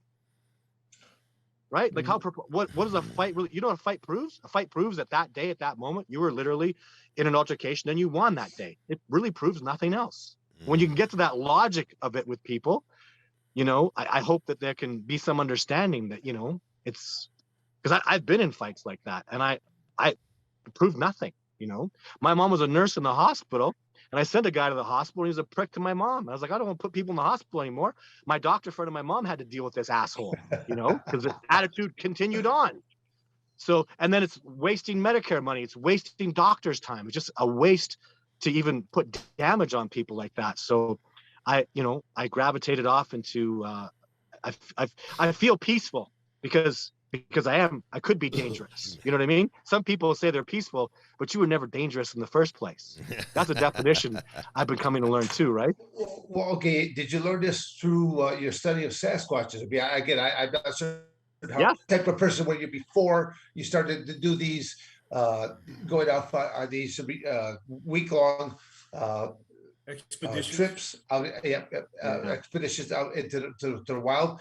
What were you like before, and have you learned this, like this inner peace or this tranquility just by the study of Sasquatch? It's mostly Sasquatch. They are like, you know, I'm a student of Survivor Man. He's a teacher of mine. I take him out and I show him my stuff, but he teaches me so much. I learn from even people that come out on an expedition with me that ask me good questions. But it's really the ultimate. My children are my greatest teacher. They're number one. My son is 13 and my daughter's 3. Yeah. I've never learned so much as I became a father. And I've never been so inspired to do Sasquatch research because Todd Standing doesn't really amount to much in the bigger scale of things. But as a conduit, I can help people understand this discovery happening, and that'll change the world because the Sasquatch are so powerful. And I try as a student of theirs just to even, you know, understand a little bit of the freedom and the tranquility and the connectivity and the amazement that they are. And it really inspires me in a lot of ways to grow and be. I lost faith in justice a long time ago. Yeah. You know, you see it in contracts. Lawyers are liars. Judges are you know, they're just so many bad things. So many innocent people go to jail. And I grew up being a fan of Superman and Batman and The Flash and believing in justice. And it got taken away from me. And now I'm passionate about that again. because it's you can't have justice without truth, and courts and lawyers and shit, they all want to bury the truth and hide it in paperwork, and they shouldn't ask you whether you committed the murder anymore. They should ask you how much money you have to defend yourself. You know, look at O.J. Simpson, hired a team. If he was broke, he'd have went to jail. You know, and we all sit by and go, hey, did Michael Jackson rape that kid? Oh, he paid some money and he got away with it. Did anybody else in the whole fucking world just hear that? He was accused of molesting a child and he gave money and it's gone. How the fuck does that work? Did that happen, or am I crazy? No, am I fucking crazy? Yeah, that's exactly what the hell happened. I don't, because I'm not saying he's guilty or innocent. I'm saying he paid fucking money. I'll tell you, if somebody molested my child, there's not enough money ever. You know what I mean? You're going to fucking, I want justice. One way or another, it's coming for you. And that happened, and America and the rest of the world just sat there and went, nobody even complained. Right. That's the world we live in to this day. That shit's going, now you might as well just commit murder and have some guy go to jail for you. Well, look at Cain. Look at Cain Velasquez. That happened. Yeah. You know, look what's going on with Cain Velasquez. You know, that whole topic. That's you know, that's kind of a reflection of what you're saying. You know? Yeah. So it's he's getting cheated though, man. I mean, yeah. I mean, that guy's guilty as fucking sin. That piece of shit. Yeah, and it turns out that he get out on bail and everything else? Yeah, Cain didn't. Give Cain bail. Right. Yeah. Right. So it's yeah, you're right. You know. But this world is worth. We're gonna evolve. The strong, the love, the positivity, integrity. We're in a shake right now, and just got to let it settle, and that cream will rise to the top. That paradigm shift will come, and that's why every day I wake up early and I stay late and I work hard, because this discovery really, really matters. It's not just about some new species. It's about a complete paradigm shift. And the governments already know. The American government knows that these individuals are highly empathic. What happened was there was one that was captured through a chain of events that almost died. It had a fish hook in it. And they did a simple surgery, removed it, and they kept this female. But what happened that was amazing was, they have a female Sasquatch, and she's in a compound. And there's a woman who's cooking her food every day. And the Sasquatch would see the food and salivate. She wasn't in the room with this person. This person didn't even know there was a Sasquatch there, just making food as she's told. So they'd notice every day the woman would be cutting up food and the Sasquatch would go, nom, nom. So did an experiment. They made her do some rotten stuff, make some and the Sasquatch would go, I'm not eating that. And she's in a different end of the compound. And that was the beginning of them understanding a being that is so telepathic that it can just, and those things are a reality. They exist. We have that ability. As I said before, we're literally the same species. We just have to learn. Like you work on your wrestling technique, like you want to work on your physical ability. Wrestling and fighting is a mental game. And so is empathic. It's all those things. It's being healthy. It's eating good food. It's getting sunlight. It's vitamins. That's a way to get your power and your third eye and your empathic ability up. And it'll, I'm drinking only filtered water now, and I'm taking this supplement that cleans the calcium out of my third eye, and it's fucking working. I'm starting to feel things. I'm starting to like my son is putting things out to me. I was sitting down yesterday reading a paper about somebody from Mississippi, and my little girl, she can't read. And I'm thinking about how Mississippi is cool. And my little girl says, "What's Mississippi, Daddy?" "Oh, you like Mississippi." What just happened? The calcium and the domestication and all the crap that's in that pineal gland, it's called, is getting cleaned out. And I'm connecting in ways that are amazing and brilliant. And that's not what pharmacies want. That's not what governments want, in my opinion. And I think they've proven that. They want us to stay dumb and sheep. When that moment happened there, Todd, did you actually look at your daughter? Did you answer her? Did you? Yeah, I talked to her. I could. Well, I had to get in the moment and go. I had to stop and go. I didn't say Mississippi. I just opened it and read it. I'm reading it and I'm saying it in my mind. Yeah. And I hugged her, and I forgot about the whole Mississippi thing, and I just started just getting into her energy and trying to, just living the miracle and really understanding that my daughter is, she literally, and she's 3, and she said, "Mississippi," and she smiled. She goes, "Mississippi's making Daddy happy," because I was getting excited about doing this thing. And it's even understand that love and that happiness that I felt was easier to communicate with her than me being angry or frustrated. Those emotions are harder to communicate. Yeah.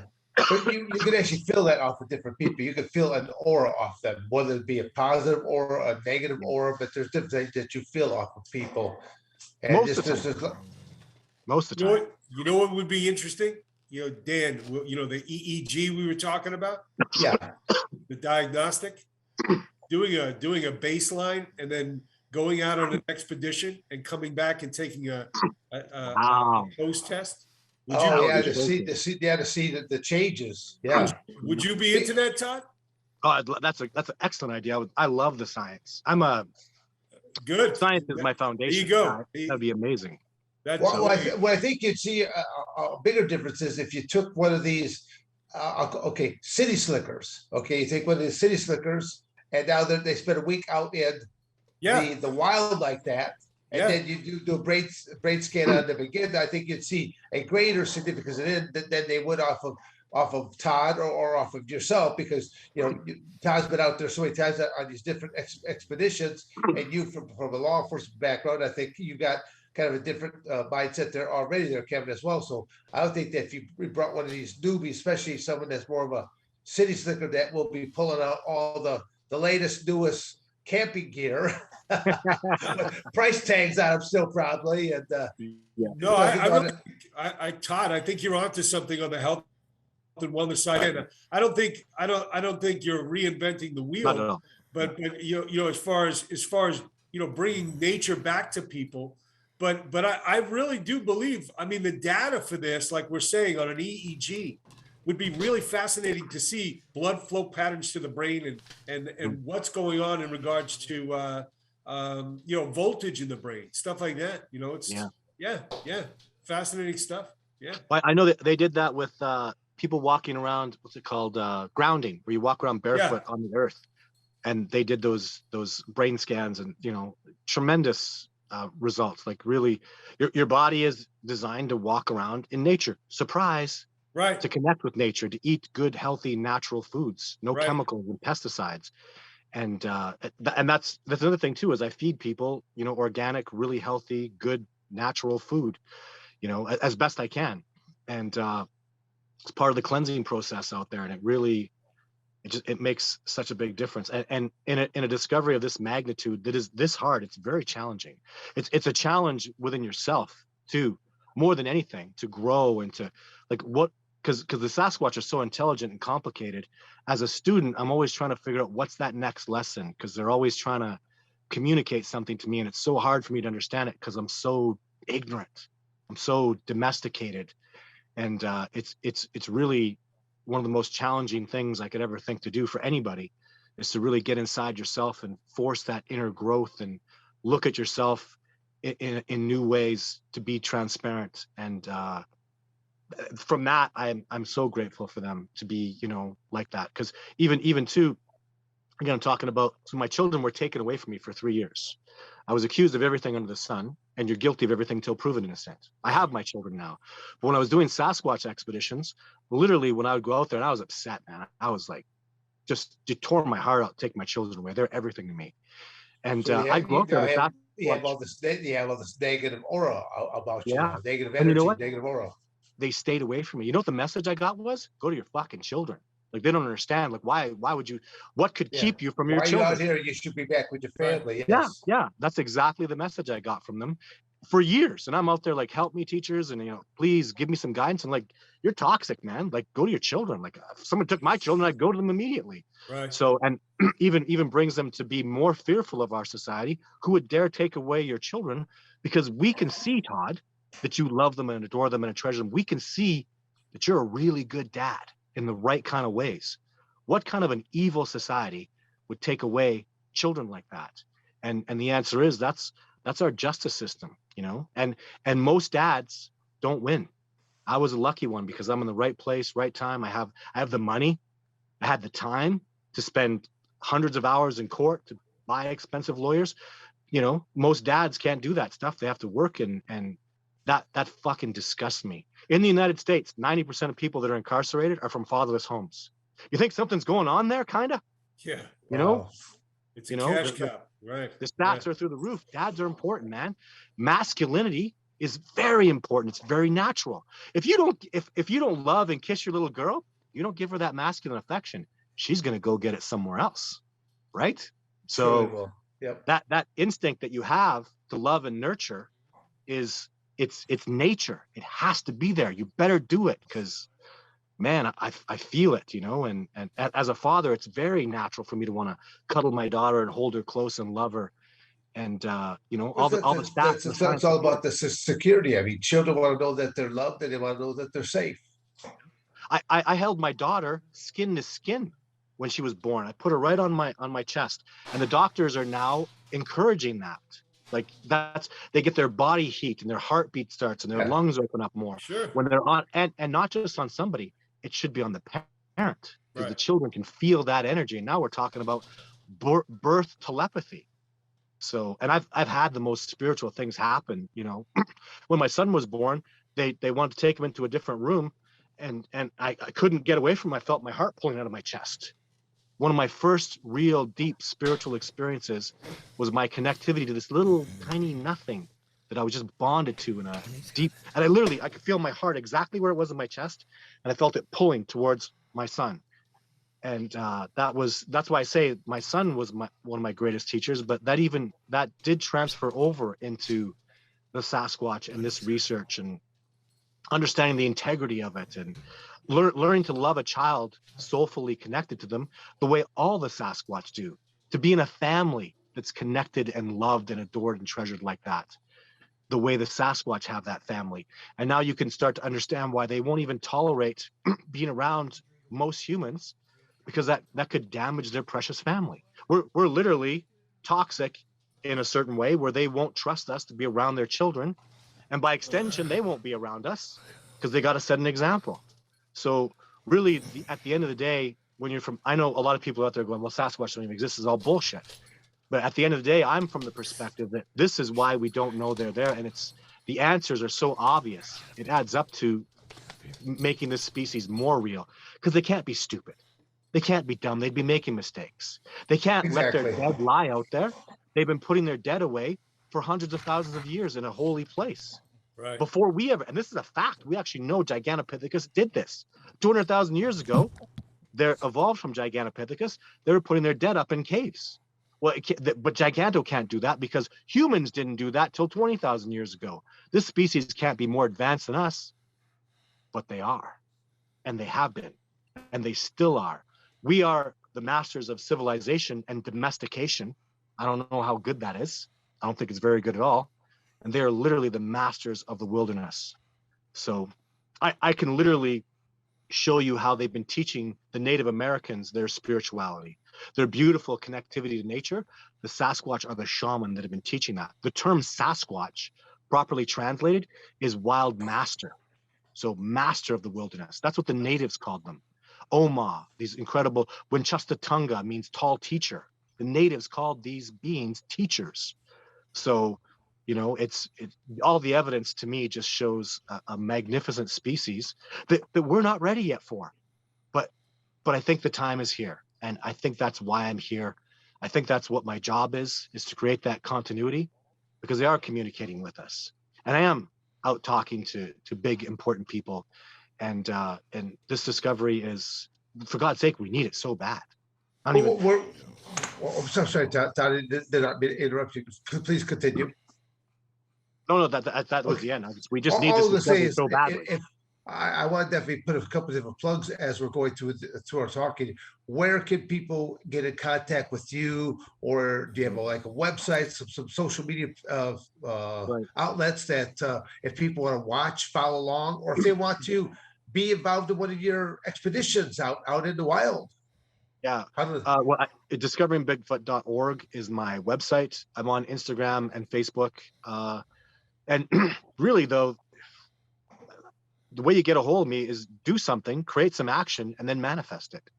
So I find people by even Kevin. I don't even know how I found Kevin.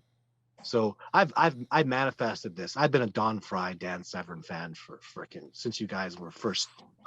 I've been watching the UFC since the inception. Like I wanted the whole UFC fighting thing to happen. I have a big warrior spirit inside of me. And yeah, I always admired you guys. And Thank you. so and just I'd like to say great respect for the major changes you guys have made, because you made major changes. Fighting is part of our history. We're warriors. I'm here because somebody 10,000 years ago knocked somebody else over the head and beat his ass and then bred, and then that's why I'm here. And I feel that, and I feel like what you guys did, the way you built the UFC up and created that transparency and that truth about fighting and the fighting spirit. I think it's really, I know it's helped people. It's helped it helped me so much, just find my way and not want to push down that warrior spirit that is, the people do call toxic masculinity, and I call it the protector and my protective instinct to keep my family and my community safe. That warrior spirit that's very healthy to have. It's not toxic masculinity. Oh, okay, that's where Don actually came up with the name toxic masculinity. When you look at politically speaking right now inside the United States, what is the very worst thing to be? That would be like an older white man that actually has a job that still identifies as being white. And I think, did Don or I have any slaves? No. Did our parents have any slaves? No. Did our grandparents have any slaves? I mean, it just goes, when you have people talking about white, black, brown, I mean, it's to me, I always tell people the only thing that Dan Severn and Don Frye hates is stupidity, and there's way too many stupid people in our world. That should be gone. Bye. I wish I could talk to Sasquatch and say, this person needs to go, that person needs to go, and the world would be a better place. See, Quinn understands Don Frye. That's his dog's name that's on his lap right there. Quinn, that's the biggest love in Don's life. The love of my life, yes. She's very handsome. No, it's a she. She's the brains. She's the brains and the beauty of the operation here, man. Yeah. Oh my goodness! I needed a minute to look at her before I could see she's a she. She's pretty beastly. That's what breed is she? English bulldog. English bulldog. Yeah. Look at that. You ever see the way that Don plays with when he gets that rope and he picks her right up and then he starts swinging her around in a circle and stuff like that. She just chomps right on down. She loves it. Yeah. Yeah. Averati, I'd call her right now, but then she would smash over everything and knock everything over the place. So we'll just leave her sit in the corner over there. She's nice and happy. But that's another thing too, is communicating with your intelligent. That's not just, we say animal, and often people say it with a disrespect. Right. That's a living being that has thoughts and feelings, and you can communicate with her. Right. I do it with my dog all the time, and that's really a good way to practice, because your beautiful dog has less paradigms and is more open to that telepathic communication. And what you can do with her, you can start doing with other people close in your life. So you have a daughter, right, Don? I have two. Yes, sir. Two daughters. Okay. And no son? No, not anymore. Not anymore. Okay. Now, animals are very raw in their emotions and stuff like that. You can see the emotions on animals' face. They're truthful. That's what you like about animals. So even kids. I mean, little children. Yeah. They're very truthful and stuff like that. They're happy. They're sad, loving, or whatever. I mean, they're very, very truthful. They have to learn things from adults. I hate to say it, but they have to learn the traits they learn about being deceitful or lying or things of nature. It's stuff that they have to learn from adults. Absolutely. That's absolutely. And it's very it's very important that we unlearn that stuff as adults, and because it just sneaks up on you so fast, dumbs you down and just messes you up. And I feel like the Sasquatch are the ultimate expressions of that. It's like they age. This is just how I feel, but they age keeping that innocence, but adding the wisdom to it. And we seem to be aging with more paradigms and more ridiculous things pulling us down and domesticating us, and less with the wisdom, as much as we try, and well, that's an interesting question too. How old are they? Are they a lot like us as far as age? As far as aging, or do they live longer? Or no, I wouldn't think so. Just because it's nature, they have hard winters. Their teeth will rot. They don't brush their teeth. When your teeth get rotten and you get infection, you die. So there's really in nature, there's no sympathy for weakness at all. And old age I mean, where I live, it's -40 for 2 months. It gets damn cold out here. If you're not tough, like really, really tough, like my native teacher, he lived a long age, but like you could see it in his face, like he was weathered and he had huge wrinkles, and it's nature kicks your ass. So what do you estimate the time, the longevity of a good life for a Sasquatch? I would think 55 to 60 years Wow. maximum. Like your teeth are just gonna rot right out, right? Yeah, I was gonna say, as soon as you said teeth, the dental industry, when that happened inside the United States at first, that's one of the biggest things that helped to have people live longer. Because as you said, as your teeth start to rot out, something like that, when it kind of like toxin like this, if you start to consume anything like that, it goes right in your bloodstream, right to your brain, boom, and you're gone. Yeah. So I went and shot a huge bear last year that wouldn't leave this particular field on this Indian reserve. He was huge. And then we shot him. We looked at his teeth. His teeth were gone. They were all worn down and nothing. He couldn't leave there because that's the only food he could chew and eat. Right. So, interesting. Yeah, dentition really. And when you have no teeth, you can't gum it and be a Sasquatch. So I hear lots of weird things, people saying like they have 100 years, 120. I could be wrong, but I can't see it because nature just isn't built that way. Yeah, it nature recycles and the hard winters, like you said there, that just even just a hard life too, like I don't think even in the hotter places, you go to the southern United States, the heat kicks your ass, extended heat like that. So but just nature is tough. Nature is unsympathetic, and we've really lost that, and I hope people can understand there's just like how tough beings that are surviving nature are. There's just zero fucking sympathy. That it's the problem with, again, going back to this, they're saying we're toxic and they're saying this is all unhealthy. No, we're just trying to be tough. We're trying to keep that history of what made us great was that toughness. It's going the way of nothing because everybody gets a ribbon. Like, why even train? What the fuck is the point? You always win. What's the point of eating? What's the point of sleeping well? Who gives a shit? Just fucking show up and you win. That's the end of that's domestication at its finest, and we should be afraid of domestication syndrome because it's terrifying. It creates stupidity, it creates ignorance, toxicity. I mean, laziness. Yeah, laziness. Oh my God, where's the ambition? Like I hear you talking, Dan, about your book and you're doing this and doing that. Don, there's no way you weren't ambitious as fuck, taking your pills to get back in that ring. And that's the scariest thing I see is people just have no ambition. They just want free money and get the government and they don't set goals for themselves. They don't try to do any better because why should I do any better? Again, that's all part of what I call socialism in that. I mean, it's it's empty. It's empty. Yeah. What's the point? What do you wake up for? Exactly. Yeah. What's the point? What is the point?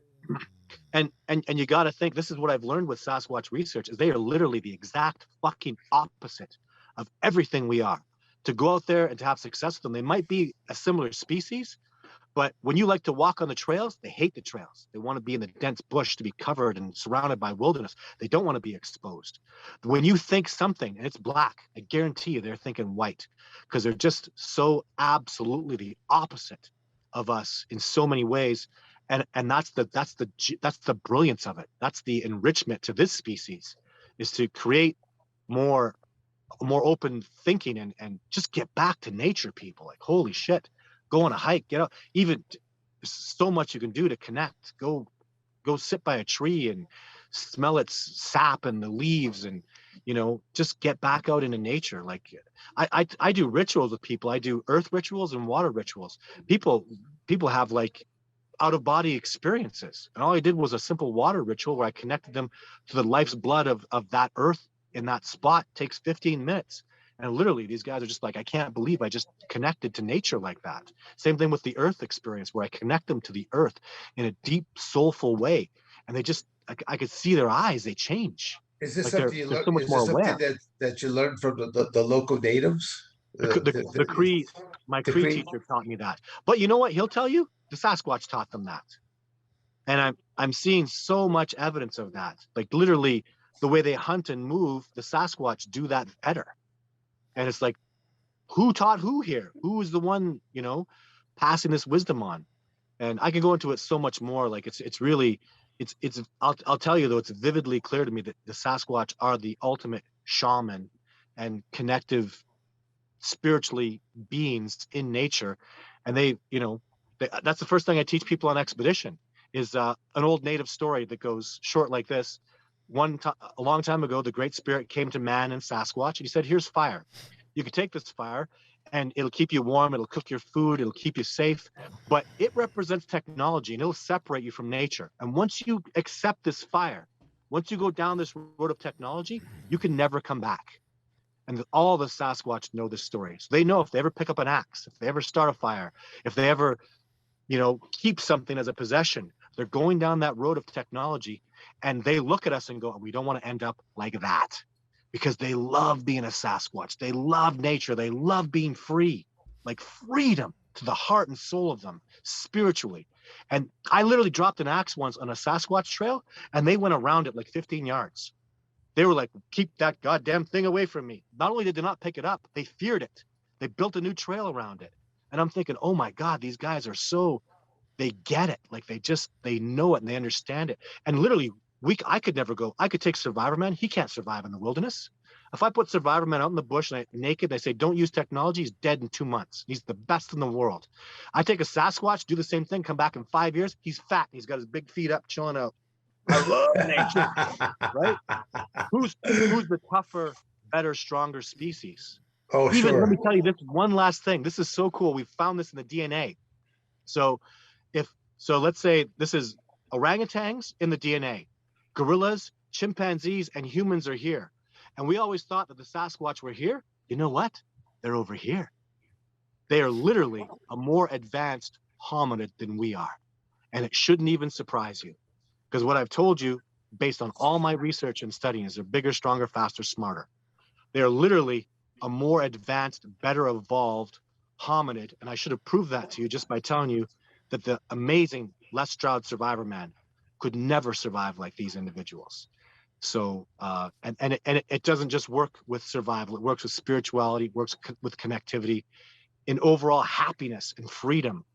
They're the ultimate teachers. And that's why I'm so passionate about this discovery. Well, let me jump in and just ask Kevin a quick question. Kevin, you said that you actually have an excursion date set up right now with Todd. Well, yeah. Todd, I definitely want to seize the day for that expedition in September. So Yep.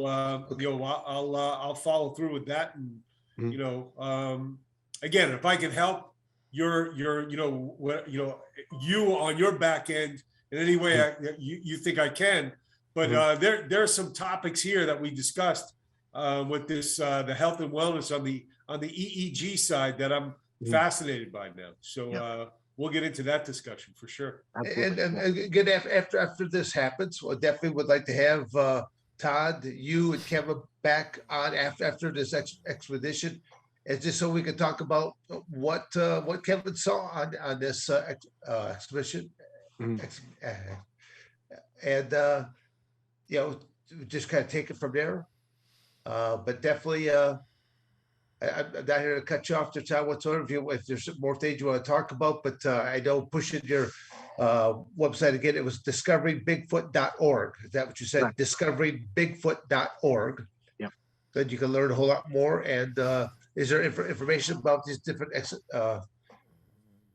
tours? There's an expedition page that I mean, it's tough to get on expedition with me because I have 20 people that come back every year. More than that, I can only take maybe 30 people out a year. I always take some new people, but even just watching the movie, there's nothing special about me. Watch my movie, stand on my shoulders, and go make the discovery happen for yourself. Watch my YouTube videos. There's just nothing special about me. Anybody, they're tougher, smarter people than me out there. Be one of them and go make the discovery yourself. For people that care about it. For people that want to check out some of your videos, YouTube, but would it be underneath Todd Standing, or would it be underneath Todd Standing, Discovering Bigfoot, or how? Just Todd Standing.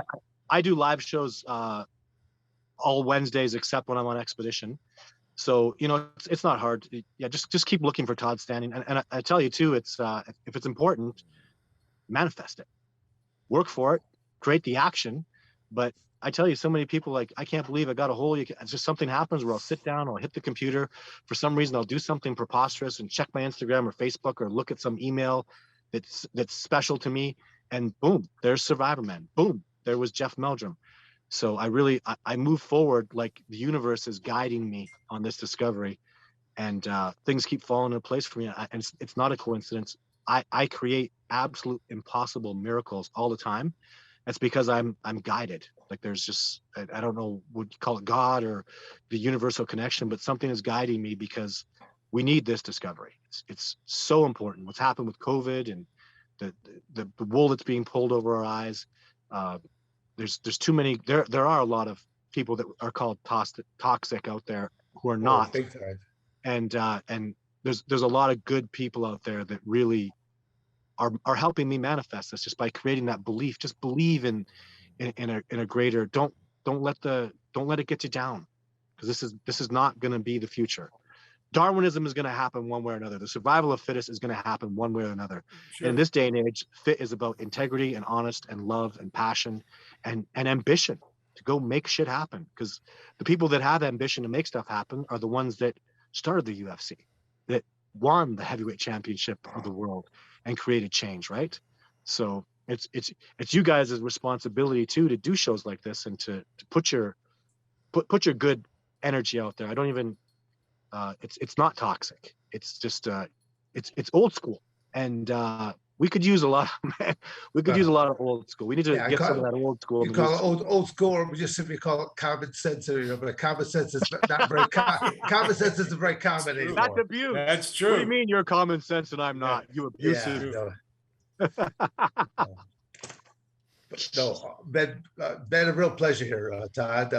Thanks. Don, any more last minute questions? Or thank you very much. It was very informative, man. Learned a lot. Thank you. Definitely want to have you back again, especially as Kevin takes off on this expedition there as well, and to find out what happened on that excursion, and to see if you actually interact and see, and love to again. The date that Kevin already gave me the dates out there, but I already have those books right now. But I would like to do one of these down the road there with you, because I enjoy being out with Mother Nature. It's even as I'm talking to you right now, I'm actually at my training facility property here in Coldwater, Michigan, and I have all these woods in that back there, and I have a little campfire type area that I'm always like to sit out to. And usually when we're back in the normal days, every Sunday night around 7:00, I would have a campfire out there that I never had to tell my guys. I told just once about it, that every Sunday, as long as I'm in town, there'll be a campfire out there to where, come on out, just sit around. Just a bunch of men sitting around, whether you talk. With 50 pounds of marshmallows. Yeah. and I've roasted a few marshmallows there as well. So yes, I have. I'm not ashamed to say that kind of stuff there either. So just men hang around with men, and I think there's just not enough of that male bonding taking place anymore. So. Well, I appreciate too, you guys. I've been thinking a lot about the Joe Rogan stuff, and I trust you guys. So if you say Joe Rogan's a good guy, he's a good guy. Then that's enough said. So I was a big fan of his for a long time. And then, there's controversy, and I don't know what's bullshit and what's real, even to do with me. I see people just completely fucking lying about the stuff that I'm saying. So everything gets turned around so much. And, but Don Frye and Dan Severn know, and if they say he's good, then that's good enough for me. I am a huge fan of you guys, and I'm going to meet both you guys one day. I'll be happy to shake your hands. Definitely going to happen. It's a thing. I don't have a bucket list, but this is just something I need to do one day. I need to shake the hand of the old school UFC champions, and I really admire what you guys have done, and much respect for. I kind of see where you guys have been in the shit and the all the stuff that you guys went through, and I'm very grateful for you know it's not a small change you guys have made. It's not a small change. It's a big deal. The stuff that's happened because of what you did, Thank you. in fighting. It's no small deal, you know. Thank you. And I'm very grateful for what you've done. So you put your asses on the line and walked into those cages, and yeah, nothing but admiration for me. I try to. People ask me that a lot, you know, like, how do you push forward? How do you? It's no different than walking to the cage, in my opinion. It's been a big inspiration to me my whole life. You know, what made you keep doing that? Why didn't you quit? Because this is what I had to do. This is my job. This is my place. And it, you know, it's, if I'm not going to do this, then I need to get a new fucking profession, you know, because I have failed and I have quit inappropriately, but I got back up and I brushed myself off and I didn't quit the second time. I learned from my mistakes and I grew from them. I can say that's just human nature. I mean, we're all going to have roadblocks or have to do some few turns and hit a few dead ends. It's kind of like, how do you react to that adversity? How do you pick yourself back up, dust yourself off, and then go, is that the best you got? Let's go some more, you know? Because I can do better. And I am getting older and wiser, smarter and growing. So, and with age comes wisdom and yeah, I just, I've had fun doing the show. I have good energy, better than normal, because I'm talking to two guys that are no bullshit. Are you kidding me? Dan Severn, Don Frye, come on. The Beast, the Predator, Exactly. come on. Exactly. Thank you. Todd, I'll be in touch. Thank you very much, Don and Dan. Thanks, guys. Kevin, thank you very much. Definitely want to have you on. We'll be talking about different aspects of CBD oils and a lot of other things that will help health and just keeping people healthy and around longer with their life. Exactly. It's important. Thank you, Kevin, for joining us. Thank you very much. Todd, the last big push there for Todd Standing for his website, discoveringbigfoot.org. Definitely check that out, or check out his YouTube underneath Todd Standing, and you know, just simply, I guess, type in some things that deal with Bigfoot or YouTube Todd Standing, and you should see a lot of his videos there as well. So this is Don and Dan, Toxic Masculinity, signing off. Bye-bye. See you guys. Thank you. Thank you. Thank you for watching another episode of Dan and Don's Toxic Masculinity. You better like, subscribe, and share, or I'm going to come to your house.